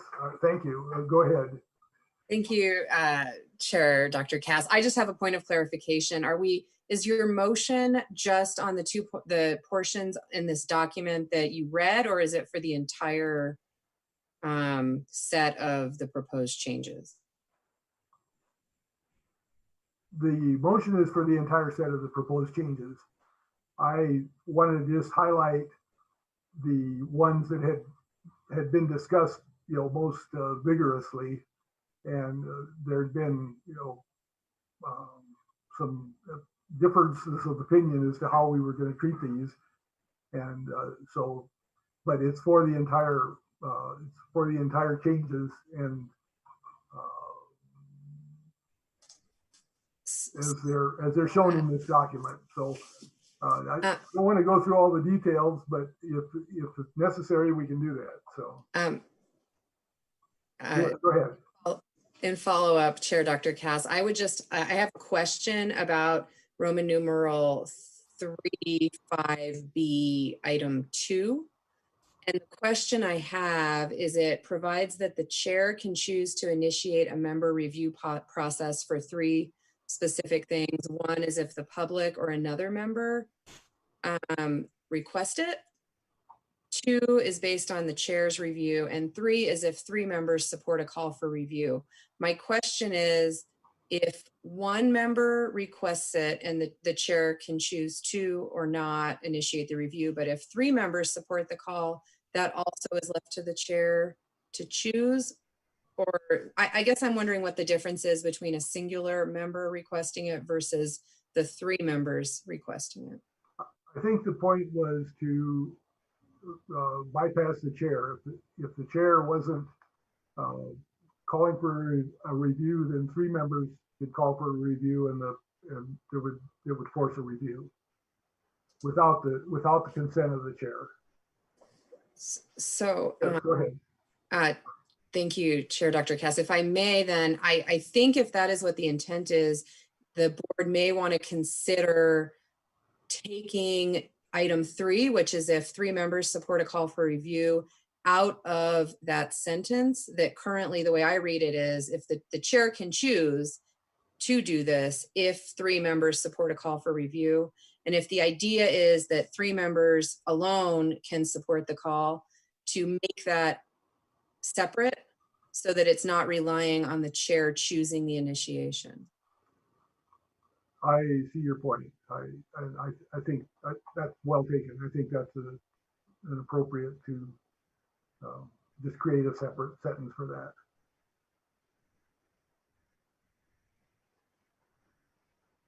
Any other comments? So I would, yes, Director Harness.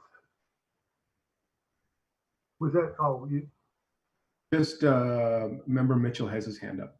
oh, I'm sorry, Member Mitchell. Yeah, Chairman Cass, in terms of the 6-month review for new appointees, is that something that is initiated by the agency head or the chairman?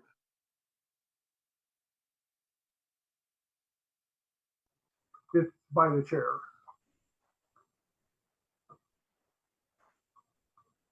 Okay.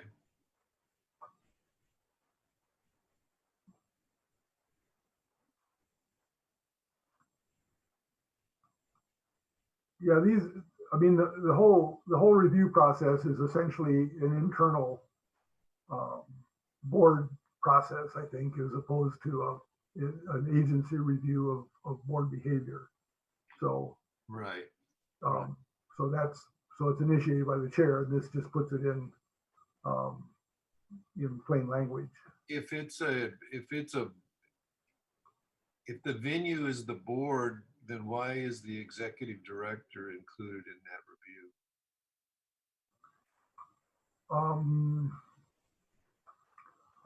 I can't, I guess, I don't mean to sound flip, but I guess why not is the question. I mean, I think it's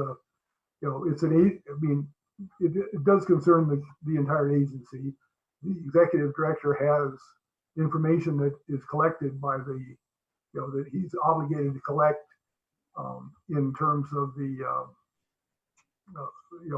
he's obligated to collect by the ordinance for us meeting our training requirements. We rely on that training report to give us information, regarding the members' performance. So I think that's the main reason to include it there. And in addition, we've supplemented that report by adding other, information that he collects. Yeah, does that answer your question? Yeah, I'm not too familiar with evaluation processes that include people that you have influence over whether they keep their job or not, being part of that process. So, I mean, I don't have any big heartburn around it. I just was curious about what the thought process was there. That's all. Member Galloway. Kind of just piggybacking a little bit on Doug, since he said it while I was waiting. If it's simply a matter of the reports that are compiled by the executive director and provided to the chair, it could be left at just that. The reports are compiled by the executive director and provided to the chair when it comes to the review of other board members. So that, I guess I would agree. Again, no real dog in that fight, but I would agree that there are options around it if there's anybody else that has concerns about the executive director participating in those reviews. But to Tina's point and that language in 35B2, could we leave that essentially structured the way it is and just change the language to a member review process can be initiated, ... and just remove the chair can choose to?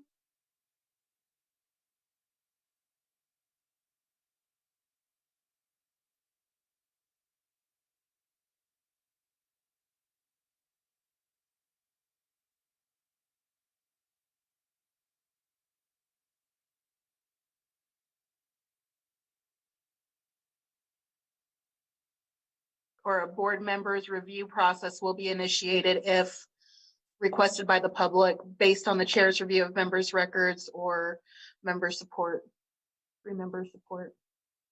This is another option because structurally, the way that that point is set up makes sense. It's just that little thing about the chair can choose to that's problematic.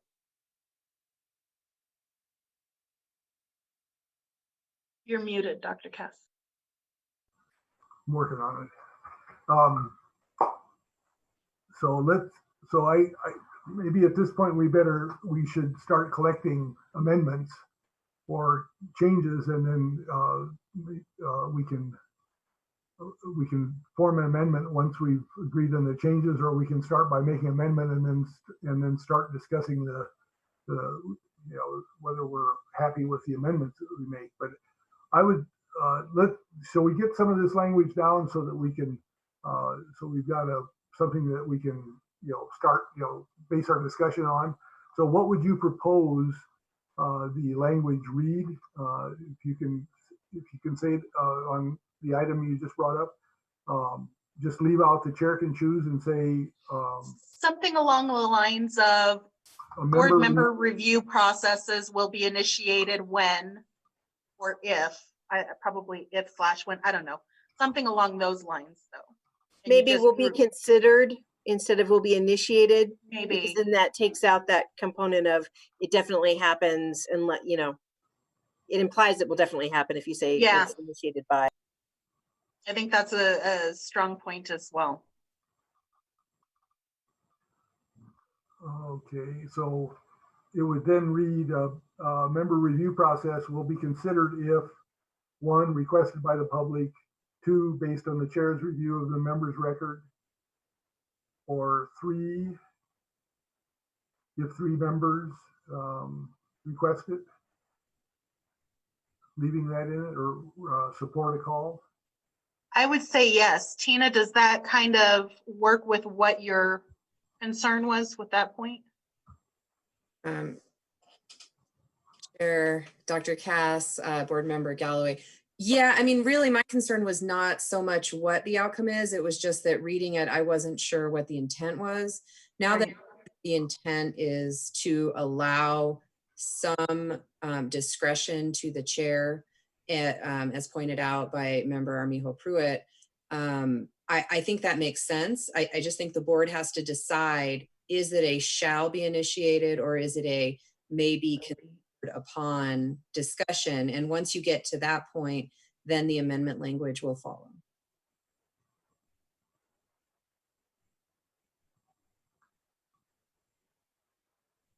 And I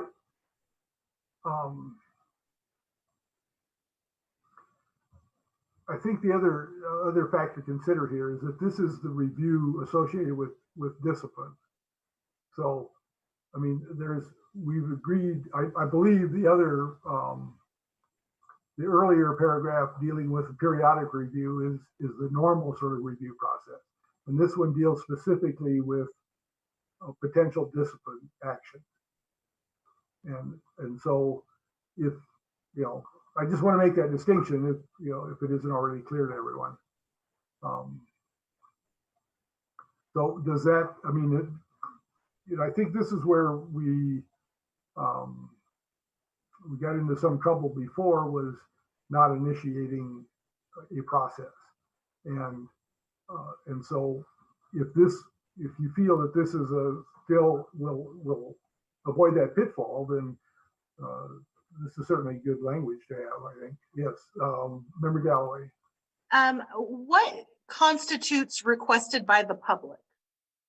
Is that one person that decides to do that, or is there like a, baseline for that? Just out of curiosity.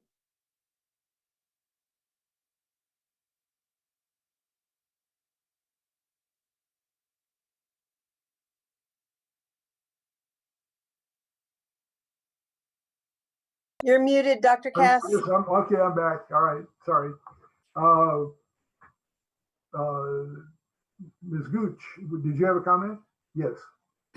Yeah, Chair Dr. Cass, Board Member Galloway, in following up on that about what that means, a concern would be twofold from the lawyer perspective here, which is what does the request actually look like and how do we know when we see one?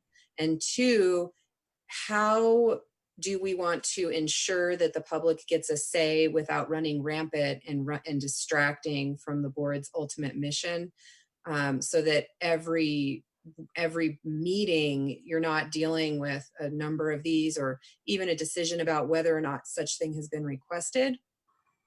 Seems like if you have a form that has to be utilized that's easily accessible, that might be one way to know when you have received a request. I'm making this up. I'm not sure. There's other ways, but I'm concerned that from my perspective, if you guys receive something, that I'm not sure if I would be able to tell you conclusively if it is a request. There's a way to fix that easily, I think, by defining it or providing a form or telling the public what that looks like. And then as far as the threshold of Chair Galloway's question is it one person? Is there a litmus test on that? I think that's good for discussion for the board to decide. Kind of in that same vein, I'm sorry, Chair Dr. Cass, in that same vein goes up to the not excused by the chairperson, the absences. Like, I think that there ought to be agreed upon absences that are automatically excused by the board, such as a death in the family or illness. But that way it's not left up to one person's discernment. Anything that's not a part of a list that's agreed upon by the board should maybe be discussed somehow, some other way.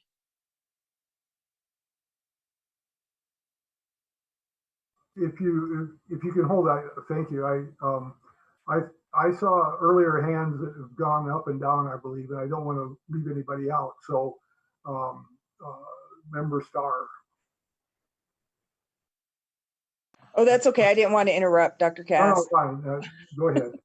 But I was jumping on Member Galloway's point as well, is what is the test for the public, filing a request if we don't know what that request looks like or what the validity of the requests are. I think we may have, hundreds at once if somebody has a personal vendetta or misinterpreted something or is determined to get a member into a disciplinary position. They may file and refile and file and refile without there being any kind of really way to vet, I guess, what the request looks like and what it must entail. Thank you. Member Pruitt, did you have a comment? Okay, thank you.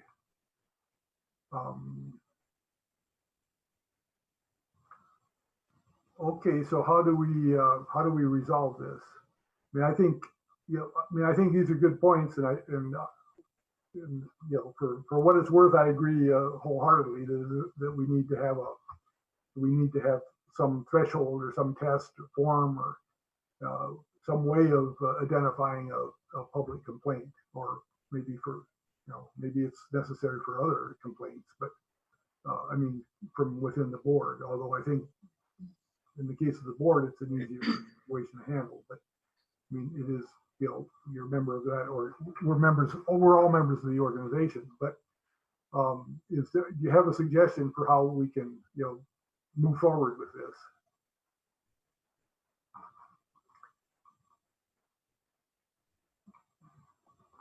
Yes, go ahead, Member Galloway. You're muted. Sorry, you can't see my screen, so you don't know that I was pointing at Doug, but Doug has his hand up and then I'll go after him if that's okay. Oh, yeah, okay. Yeah, I guess the question I would have, Chairman Cass, is do we need to act on this tonight? Sounds like you've gotten some pretty interesting feedback about the proposal, and I think I get the sense that you're not particularly in opposition to any of the suggestions or the considerations. So it might be better to do a redraft of it and bring it back. I think all we need is a motion to table, and then we'll. So moved. Seconded. That was my Right. point too. So, all right, I have okay, there's a motion on the floor to table this, meaning that we will, we'll take it back to the policy committee. We'll work on this language that's been suggested tonight, and we'll bring this back to the next meeting of the board. So is there any discussion?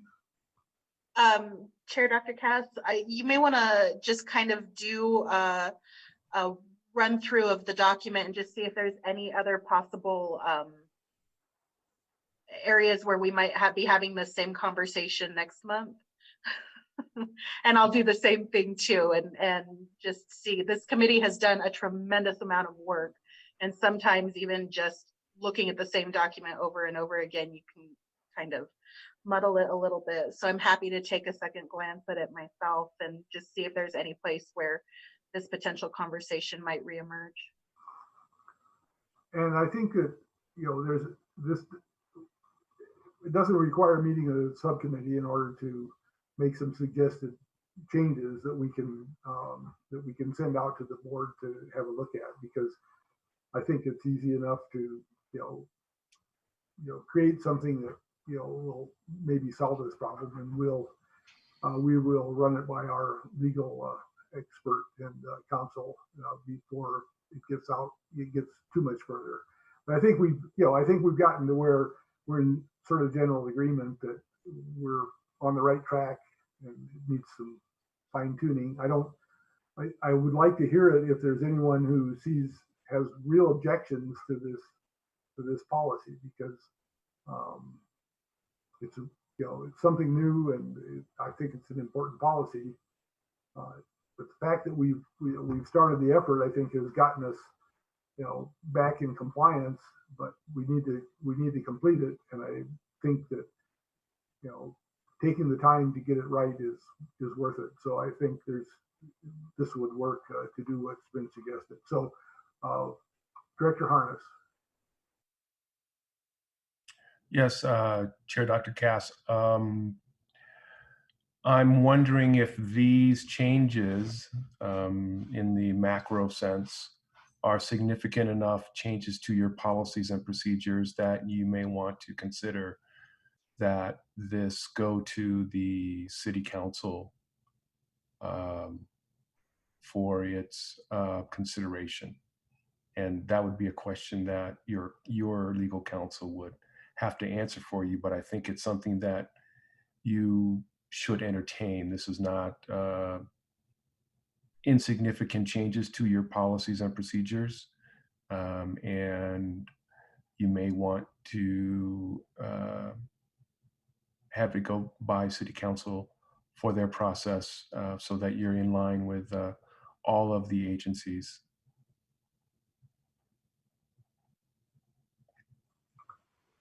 Thank you. Ms. Gooch, do you have any comment you'd like to make regarding that? Thank you, Chair Dr. Cass. I'm just looking at the ordinance to provision I'm looking for as we speak to see what are the requirements for the board for changes to their policies and procedures. And I'm not getting my hands on it quickly, but I believe that there is a difference between changes related to your review of civilian complaints versus other policy changes. But I'd have to look at that and let you know once we see what the final spectrum of the changes are. And then the other part of the ordinance that may be helpful, I'm not sure, for the board's consideration about how the public initiates this, is that the ordinance provides that 1,000 members of the city can petition this board for a special meeting. And that is the threshold that the ordinance provides to dictate to this board when it shall do something. It may be that you want to look to the ordinance for guidance in how the public could also initiate board member review.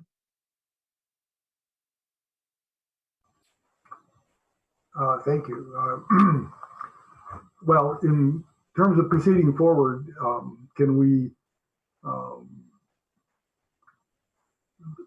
I send you this information that we're suggesting, and you can review it for whether this fits the standard of being presented to the council, and we can, find out, at the next meeting whether it does. In the meantime, we can continue to, work on the language to get it, acceptable to the board.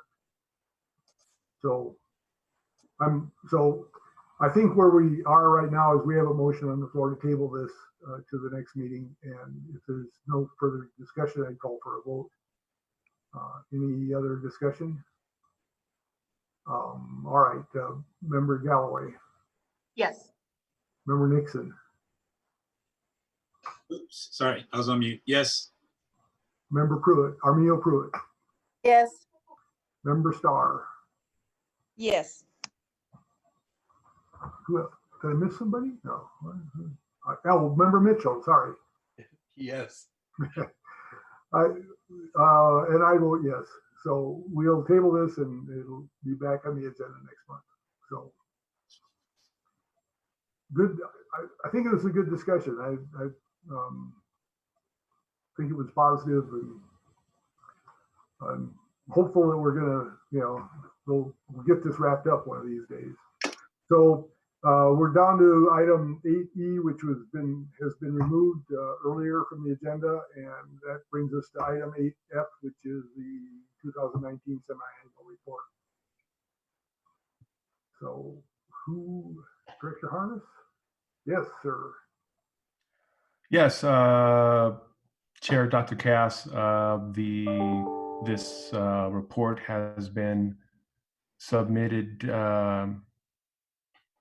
for your review and for your approval or comment at the next scheduled board meeting, so that it can be then forwarded on to City Council, the Mayor's office. Any questions from the board? Member Galloway. Director Harness, is this going to go in SharePoint, just out of curiosity? And the reason that I ask is because the last annual review report was placed in SharePoint and not emailed out, and I missed that.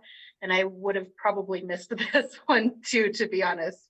It just in all the attachments. Can we have some consistency as to where this stuff's going to go or how we're going to receive it?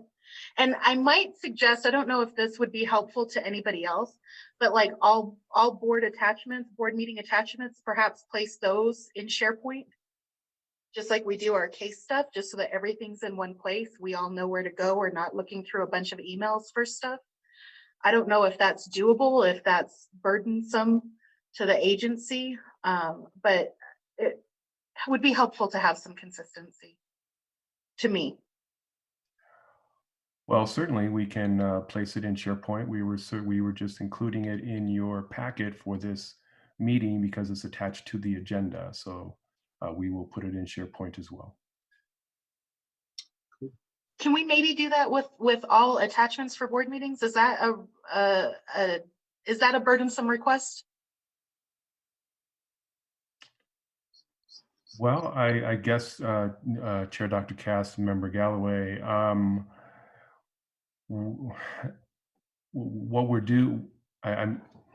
trying to make sure that we have a direct connection for the documents for the meeting. So if you would prefer that we put everything in SharePoint and then board members be disciplined enough to go to SharePoint to look for those documents, then we can certainly do it that way. Otherwise, we found that this has been the most effective way to do it, is to attach it to the agenda so that it's front and center for the members for the next meeting that's coming up. Those are just sometimes piecemealed. Sometimes we get secondary, tertiary emails that have attachments that weren't included in the original. I don't know, just a thought, maybe something to consider, but I'll leave it at that.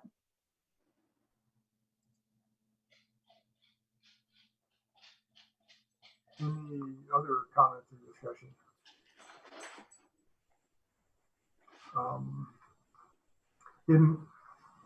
I think there's in response to your question or comment, Member Galloway, there's been I've had some discussion with Valerie regarding adding documents such as that to the agenda on the website. I believe City Council uses links to all of the attachments to their documents as well. But I think that it's something that we don't need to decide tonight, but it's worth consideration. I think in the future, is if there's another way. I mean, there's certainly no reason why you can't do both, unless it just becomes a matter of putting out so much information or putting it in so many different places you can't keep it straight. I mean, that's kind of the danger. But and I agree, and I don't want to make any requests of the agency that are unrealistic given their time restraints and workload. But I don't know, just a thought. Okay. Similar to having a paper folder that has all of our stuff at a board meeting. Thank you. Regarding the report itself, I think I pointed this out in the policy subcommittee report, but there's a table in the report that gives the SOPs that are mentioned in complaints. I think this is a valuable sort of tool to use to make judgments about what policies might be of particular interest. And of course, one of the most mentioned is use of force complaints, and that is also one of the major reasons that we exist, is to deal with use of force by APD. And so it's a reminder, I think, that that's what one of the primary functions of this agency, and that's an important content from the report from a couple different standpoints. Yeah, let's see. Have I missed anybody? Is there any other comments regarding this agenda item? So this will be on the next month's agenda for approval by or review and approval by the board for subsequent submission to City Council, if I'm not mistaken. Is that correct? Okay, thank you. So that ends that agenda item, I believe. Okay, monthly case review, item 9. Oh, before we go on, is everybody good with going on, or do we need a break? Anybody signaling break? Okay, we'll continue. So monthly case review, is that Member Galloway? Historically, it has been the case review committee that's done these, but I think that since now it's incumbent upon each individual board member to review their cases, I think this can be handled by the chair, but it's up to you. Okay, I will delegate the director to. All right, Chair Dr. Cass, I would request a motion to accept item A, the administrative closed cases as recommended by the agency. All right, I move that we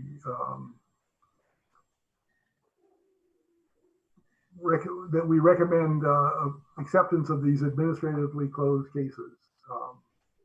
Is there a second? Second. Second. Okay, any discussion? I have one comment, and that is, Member Mitchell has his hand raised. I'm sorry. Okay, thank you. Member Mitchell.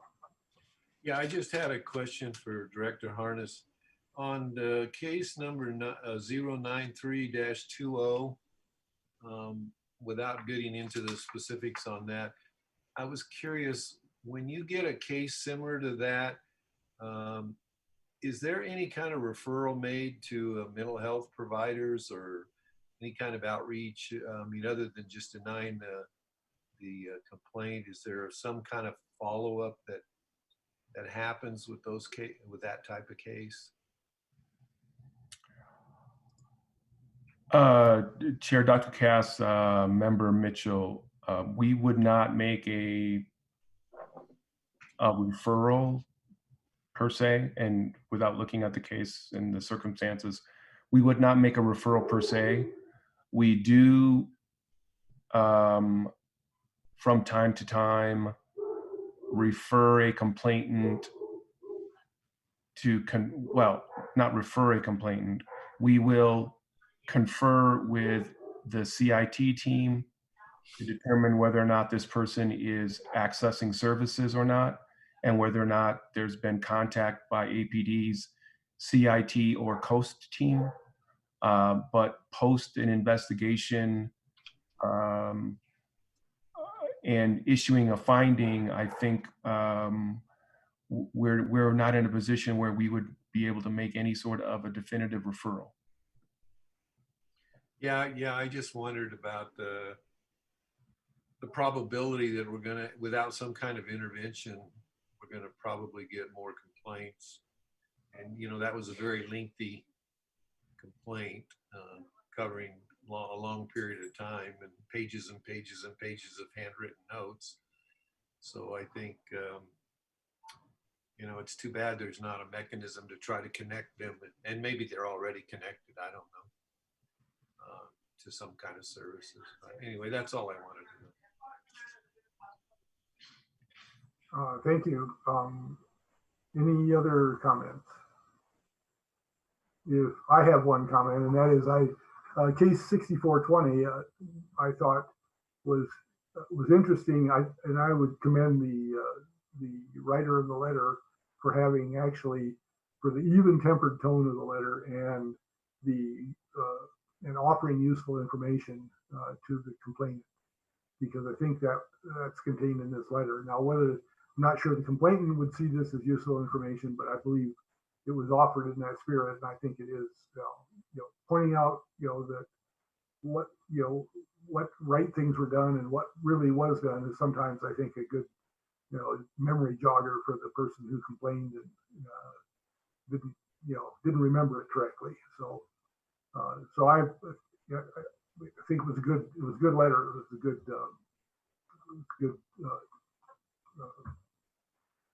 reflection on the investigation. So if there's no other discussion, then can we have a roll call vote for accepting these administratively closed cases as presented by the agency? So Member Mitchell. Yes.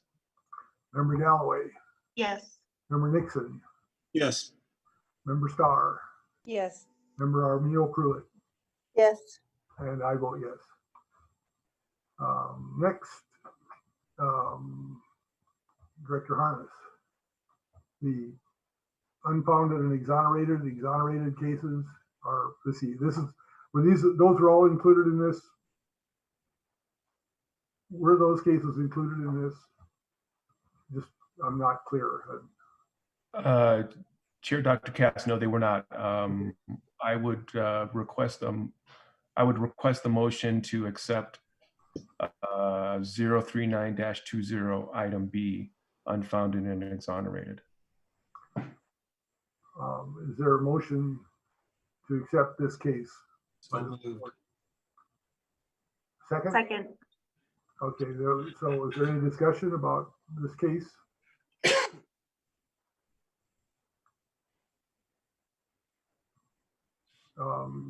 Hearing no discussion, we'll have a roll call member of the board. A roll call vote by members of the board. Member Mitchell. Yes. Member Galloway, Yes. Member Nixon, Yes. Member Armijo Pruitt, Yes. Member Starr, Yes. and the chair votes yes. So item 9C, exonerated case. Chair Dr. Cass, I would request a motion to accept the recommendation in item 9C. Okay, is there a motion to accept the recommendation of item 9C? Okay. I'll move that we accept the recommendation for item 9C. Is there a second? Second. Discussion? Roll call vote. Member Mitchell, Yes. Member Nixon, Yes. Member Galloway, Yes. Member Armijo Pruitt, Yes. Member Starr, Yes. and the chair votes yes. Next item, item 10, review of appeal. Director Harness? Yes, Chair Dr. Cass, this item is for the board to review whether or not it meets the standard outlined in the oversight ordinance in order to grant an appeal or a hearing for reconsideration.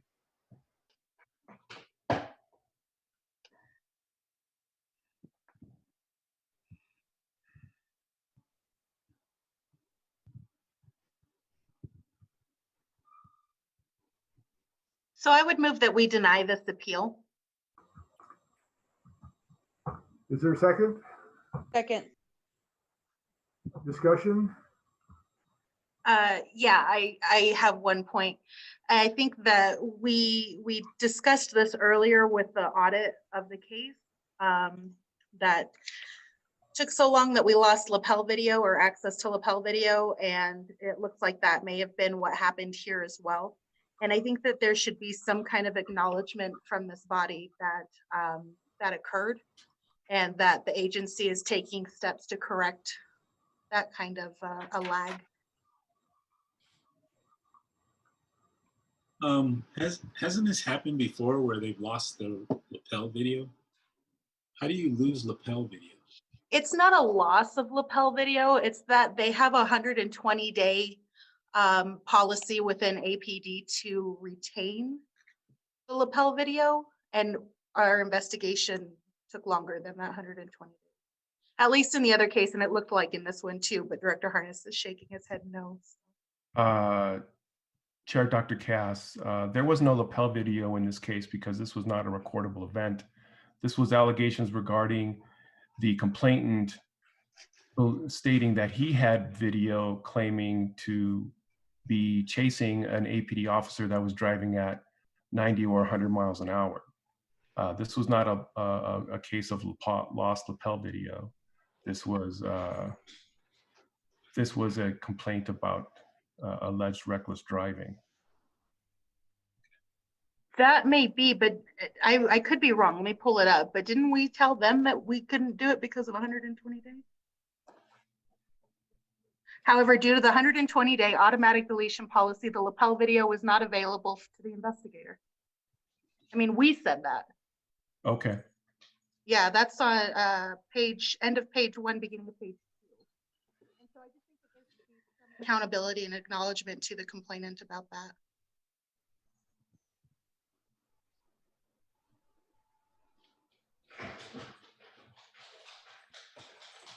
Any other discussion?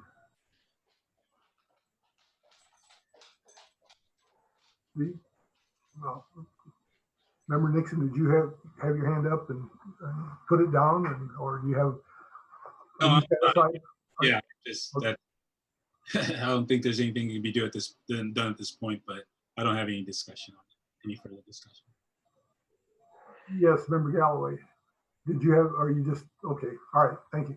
I think there is a good.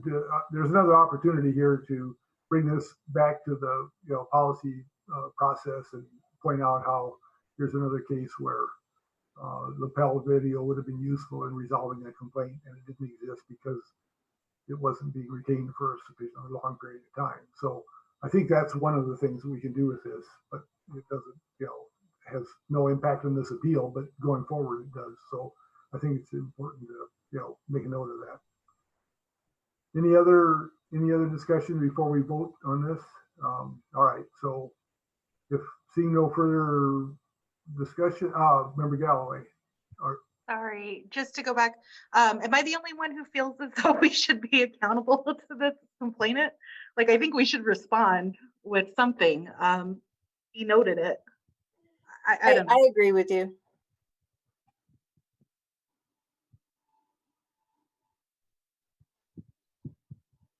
What are our response options? I think probably an explanation or thank you for engaging this process, and an apology for failing to be able to complete it, an acknowledgement that we are working on some internal things, but I think that comes from the chair. I don't think that comes from the agency.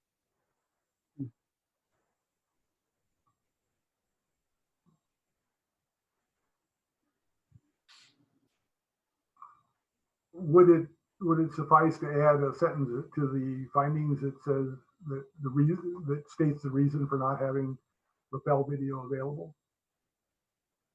I mean, that was in the letter that initially went out. The findings letter that went out included that language, and this complainant responded back to us as part of his appeal that had the investigation been conducted in a timely manner, that lapel video would have been made available and a complete investigation or a more complete investigation could have been done. I think that saying that back to him from the agency, we're denying your appeal, and yeah, it's still because we can't review video lapel footage from this, and coming back from Director Harness, I think doesn't do any more than what was already done.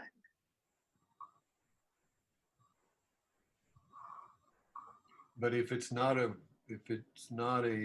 interaction that would generally have the lapel camera video, shouldn't that be pointed out? I mean, shouldn't we say that policy within the police department is that this activity would not typically be recorded, so it doesn't look like somebody that the officer just wasn't doing what he was supposed to be doing, if I'm understanding that correctly. Well, the findings letter that we originally sent said it should be noted that Officer C had lapel video of the incident. However, due to the 120-day automatic deletion policy, the lapel video was not available to the investigator. Yeah, okay. I mean, we said that. We acknowledged that it existed and we didn't do the investigation timely enough to obtain that video. And I think that's a problem. It's a problem that's being fixed, but it doesn't do anything for this gentleman. Is there when we get it, was the complaint filed after the 120 days or it just wasn't investigated prior? It was filed, I believe, like 4 or 5 days after the incident occurred. Shouldn't the police department be notified when we have a complaint to retain the record, basically? Director Hines, would you like to answer that question? I mean, I think it's in police policy, that it's part of their policy, but go ahead, I'll defer to the director. Well, Chair Dr. Cass, I'm looking at the file now. I'm looking at the investigation file, and the investigation file does include a video. So, I mean, I haven't looked at the video, but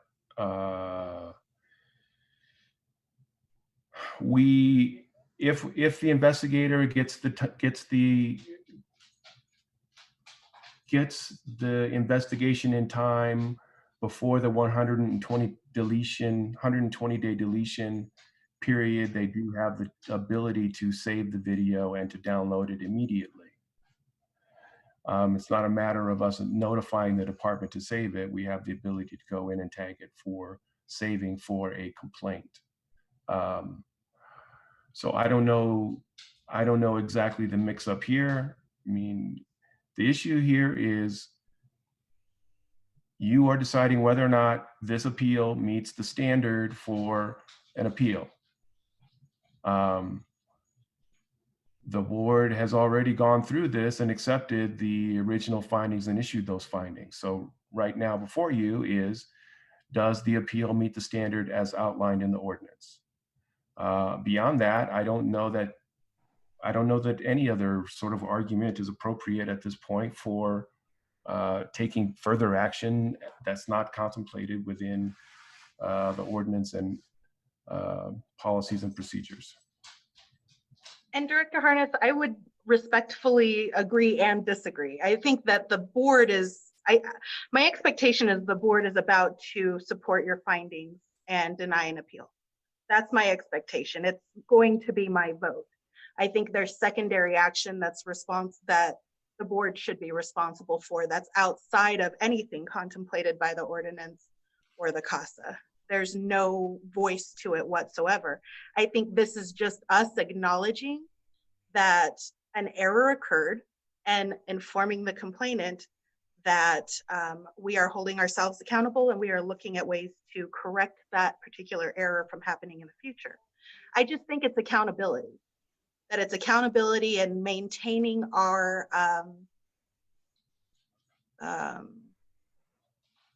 just position within the community that we are responsible members of this oversight body, and that we are not infallible, and we own that, but we're fixing it, and our apologies that this happened to you.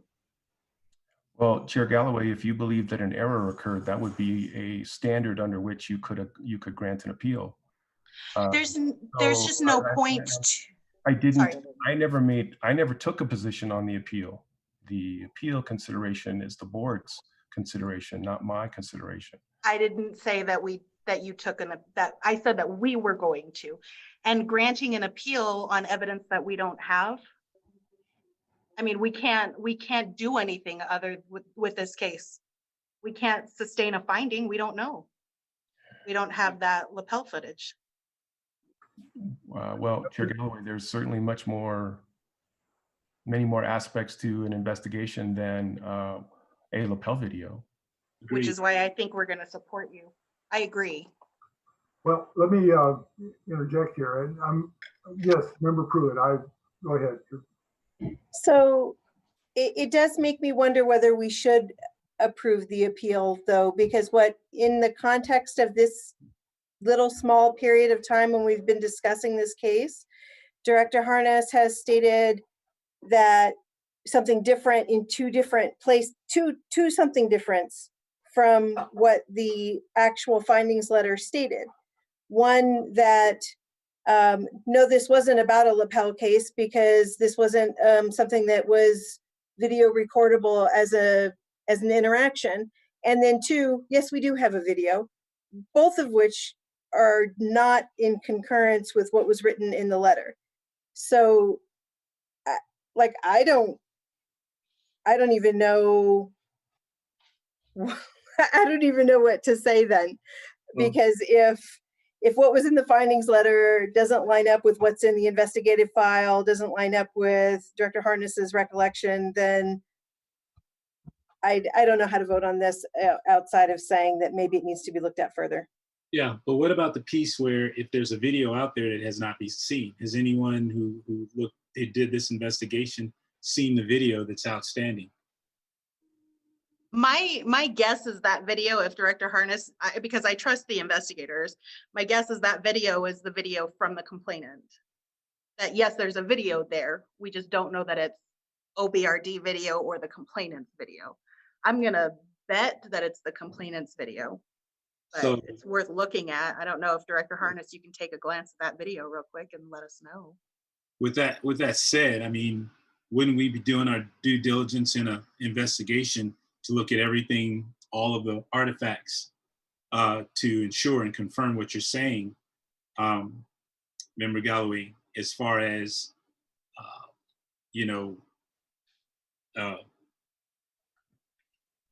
taking into consideration that video and then making a determination on that video as to whether or not it's even applicable at this Well, point.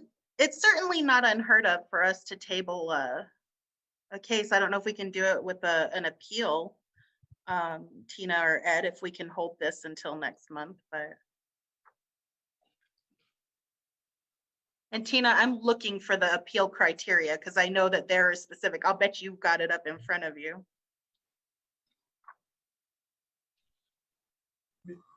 Go ahead, Ms. Gooch. Thank you, Chair Dr. Cass and Board Member Galloway. The appeal criterion for whether what the board should grant one is a policy was misapplied in the evaluation of the complaint, that the findings or recommendations were arbitrary, capricious, or constituted an abuse of discretion, or that the findings and recommendations were not consistent with the record evidence. That's from the ordinance 9-4-1-9A. I believe that the board has put that into English in its policies and procedures, but I'm not laying my hands on that as quickly. But those are the three criterion. I do not see a time frame for which the board must decide on an appeal, even though there are requirements for when an appeal must be lodged with the board, and when, in the event an appeal is granted, the board considers it. Well, I know I'm a little bit new at this, and I'm kind of looking at the findings letter, and in one of the sections here, section 3 conclusion, if you look under subsection D, which it states that the POB may grant a request for reconsideration only upon complaint offering proof that, and it says, D says the findings by the POB were not supported by evidence that was available to the POB at the time of the investigation. And this is the point I'm making, so forgive my naivete, but at the point of the investigation, it sounds like there was a video that was available, but it wasn't looked at. Regardless of whether or not it's applicable, how can we make a determination as to whether or not it's applicable if we've never seen it? That's the only kind of bone of contention per se that I have on this case. Catherine is waving her fingers, Dr. Wait, Catherine. I put my little I'm hand. trying to unmute myself, so now I'm unmuted. Yes, Member Starr. Oh, that's fine. Thank you.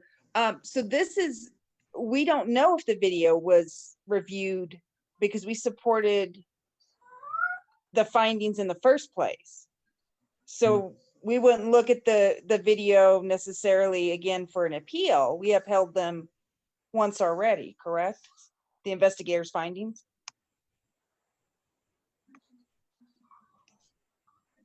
So it's not an issue whether or not the video was looked at or seen. That's my understanding, because we're just dealing with the appeal and not the original findings, which have already been determined. Is that correct, Director Harness? Right, I'm understanding that. Chair Dr. Cass, Member Starr, that's correct. So I misspoke regarding whose video was what.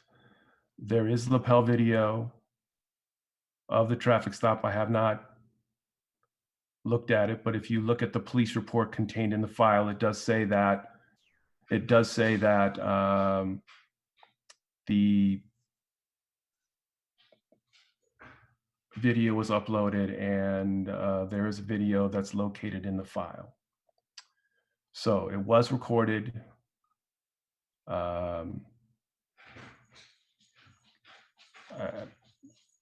I mean, it would take, it's listed, the police report is listed as an incident.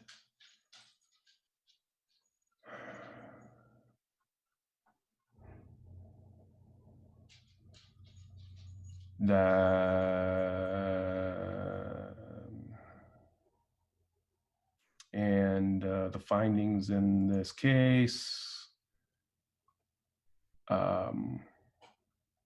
So I guess you could say, I guess there is an error in the findings letter that there is a lapel video. So if you want to grant an appeal based upon that, then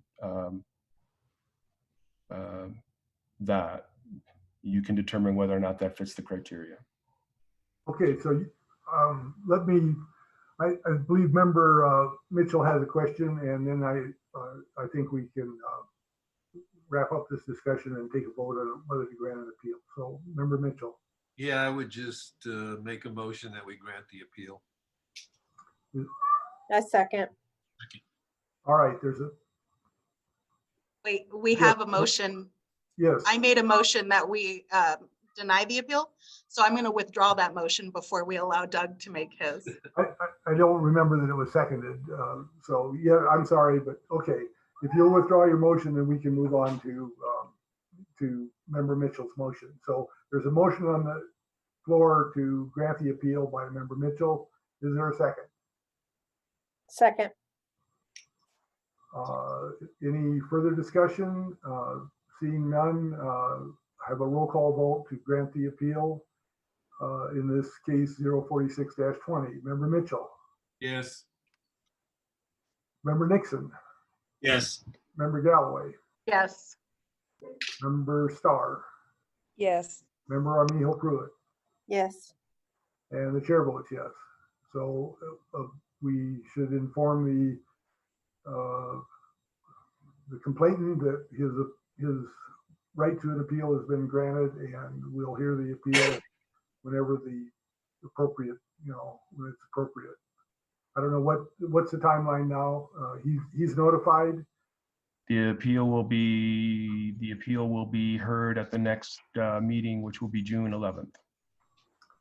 Does that give him sufficient notice since this is a short period? It does. He only needs, the complainant is only required to have 10 days notice. All right, thank you. So I think we can move on to the next item. So we've granted the appeal for 046-20. So there's two non-concurrence cases. Director Harness, would you like to comment on those? Chair Dr. Cass, these are listed and you have been given the correspondence from the department as to their non-concurrence with the board's findings in these two particular cases. We highlight them on the agenda so that it's easier for the monitor to track non-concurrence cases within a monitoring period. And I might mention there's no action that we can take on these. This is just informational. Is that correct? Chair Dr. Cass, that's correct. This is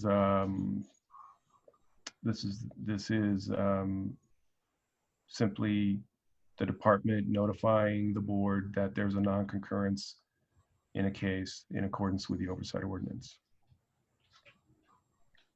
Okay, thank you. So that brings us to the end of item 11.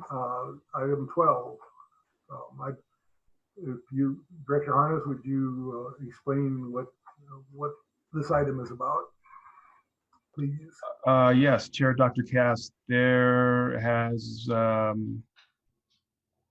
recently developed an issue as detailed by Attorney Rose from City Legal earlier in this meeting, that City Legal believes that there's more steps to be taken prior to these cases coming to the board for review. In particular, there is the requirement, or there is City Legal's desire for a requirement that each board member sign a non-disclosure agreement. In addition, they have requested that I sign a non-disclosure agreement as well. One draft which I've received and sent back, and I received a second draft yesterday afternoon. I am unaware of Attorney Rose's position that these cases need to be cleared by the multi-jurisdictional task force. I am aware that the district attorney, that there is a step that needs to be taken with the district attorney for the review of the case in relation to the criminal case. We, the agency, have been in contact with the district attorney office on numerous occasions, and they have told us that we can proceed with our administrative review, even if the criminal review has not taken place. I can go back to the district attorney's office and I can reconfirm that. That's an issue that was just raised again this evening by Attorney Rose's presentation. The non-disclosure agreement issue is one that I brought to your council's attention in the last couple of days and have shared with her the request for me to sign a non-disclosure agreement. So I will leave that to her for her to advise you on the need or the veracity or any other aspects that deal with this non-disclosure agreement issue.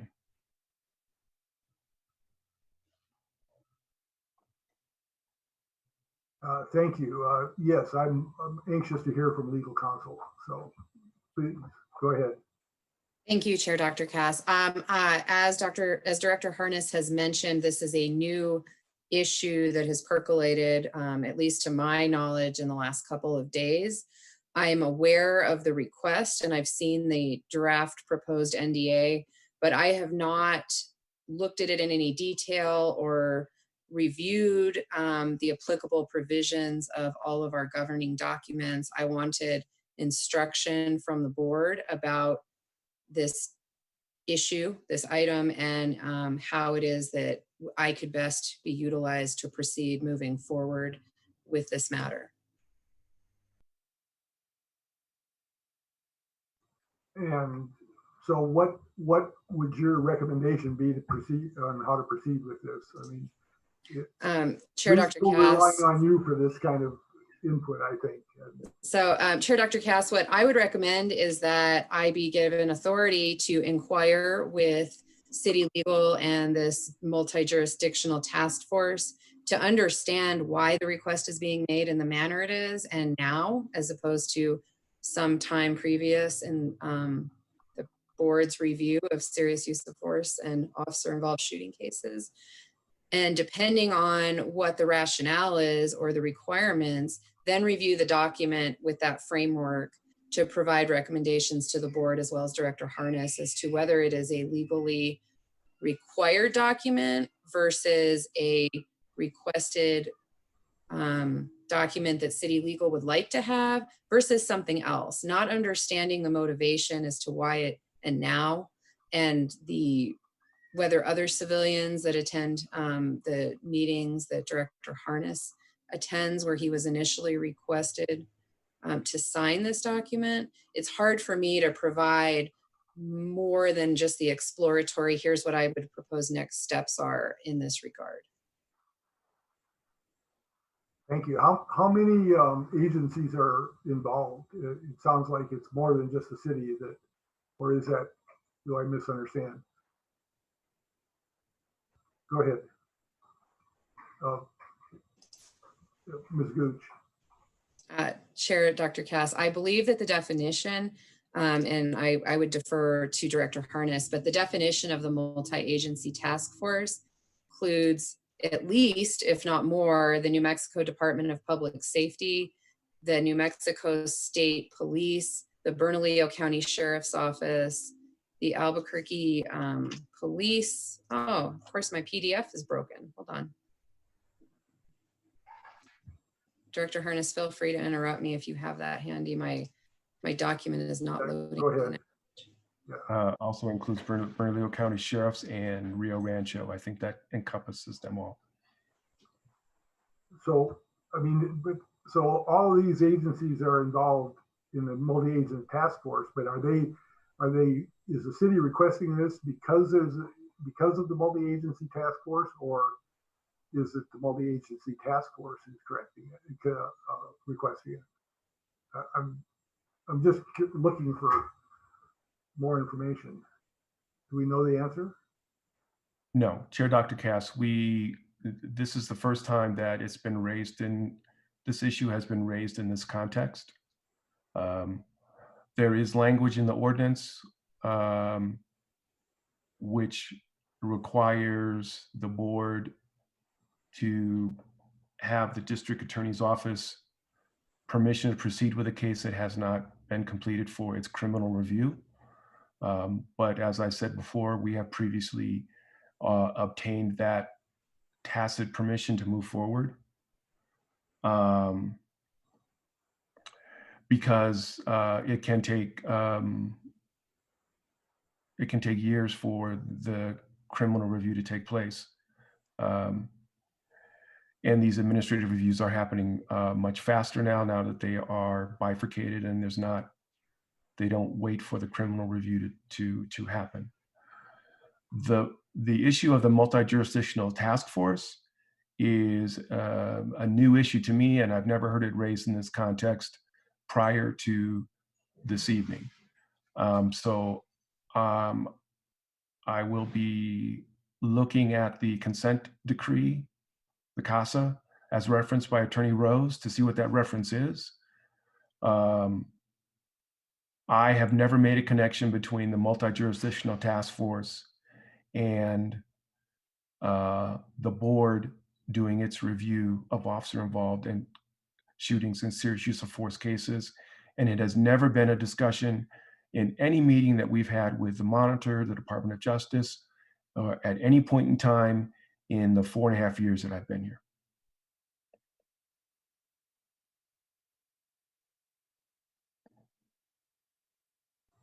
Thank you. It sounds like we have enough information to where we need to get more information. So I would move that we authorize our legal counsel to investigate this and bring back the results at the next opportunity. So I'm looking for a second Okay. All right. And member Armio Pruitt has her hand up.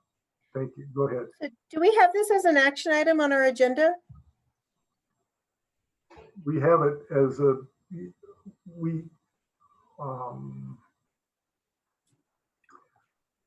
it's under item 12 with a serious use of force pending non-disclosure agreement. But as a discussion, right? But I think what we're doing here is we're asking our legal counsel to to bring us back some more information. And I don't know. So I'm sorry to interrupt. Didn't we approve a policy for ourselves about a vote when we engage legal counsel, and in order to have a vote during a meeting, we have to have an action listed, right? It's not a discussion. So I don't think we can vote on this unless I'm mistaken. We may be in that, we're going to have to, how do we resolve this question? Because Member Galloway. I think you can just decide to engage our legal counsel.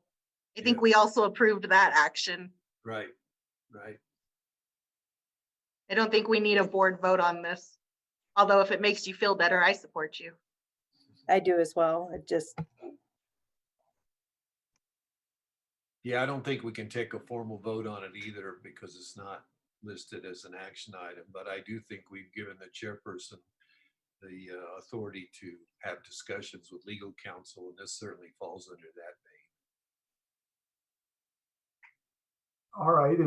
I think this should be a matter of record. I think we do have it in that motion that we passed recently. And if there's no disagreement, then we can end this discussion, and I will take I will make request of legal counsel to look into this and pursue the necessary information so that we can come to some kind of intelligent decision. And I think that, you know, I don't think we're circumventing the will of the board from previous meetings. And so if that's, if I don't hear a further objection, I will close this item and I will ask legal counsel to look into it. Any other comment, discussion? If you'll just give me 1 second. Oh yeah, no, just so that everybody and you're comfortable, the motion that we passed says no member other than the board chair shall solicit the use of board contracted legal counsel. So we're good. Okay, thank you. And does that satisfy you, Member Armia Pruitt? Is that Absolutely. And that's one of the reasons this sort of situation is why I advocated for that change in the policy wording to begin with. So yeah. Thank you. Okay, so we'll close that item. Item 13 is other business. Is there any other business? And I will, Member Pruitt, did you have other business? I do. I guess I had a question, and maybe it's something to put on the next agenda, possibly, if it's not an appropriate time to have it addressed now. But a couple of times in the meeting, Member Galloway has brought up the idea that there's a process in place here for the agency to avoid future significant delays in investigating cases. And so I was just wondering if not now, maybe in the next meeting, we could have a discussion about what does that change in process or procedure look like that would safeguard against that? And given that we're now down to 2 investigators, and I think we were at 4 when I joined, and this has been a recurring issue even back then. So I'm wondering, like, how hampered will the agency be, given that there are only 2, in trying to implement some kind of procedure to prevent these types of delays?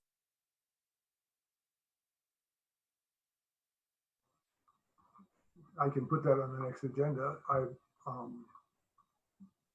Any other? I mean, I think this sounds like an appropriate issue to discuss at our next meeting. In the meantime, I think we have also tried to, address some of those issues by asking for training that goes into the investigation process, so that the board's better informed about how these investigations work. I think it would serve to answer a lot of questions about the details of an investigation, how long it takes, what happens that makes it, that delays it. And so I would encourage us to schedule that, and I'll ask that Director Harness puts that together and puts it on a schedule so that we can attend that. I think it leads to kind of the general question of how do we get the kind of information we need in a non-board meeting setting? I mean, training basically. And I think it's always been somewhat of a problem. We think we're violating the Open Meetings Act when we get together, when a quorum gets together for training, or at least some people think we are. I don't believe that's the case, but I think we need to at least go down this path often enough to where it becomes a lot easier to put together and hold a training or anything that gets at how we do business rather than the business that we actually do. So I'll push to get that kind of training going. I have one other. Does anybody else have business? I have one. I just wanted to make sure that we did not leave out our legal counsel, whether she had any other item that she was wanted to address that we skipped past, and she's shaking her head, so we won't pursue it. Okay. Anybody else have any other business that they want to address? If not, I would entertain a motion for adjournment. Second. All in favor of adjourning? A roll call vote. Member Mitchell. Yes. Member Galloway. Yes, with a well done, Dr. Cass. Thank you. Member Armiel Pruitt, Yes. Member Starr, Yes. Member Nixon, Yes. and the chair votes to adjourn. And I had the under over at 8:05. I would like to, if I could just for a second, apologize again for being a few minutes late. So my apologies to everyone. No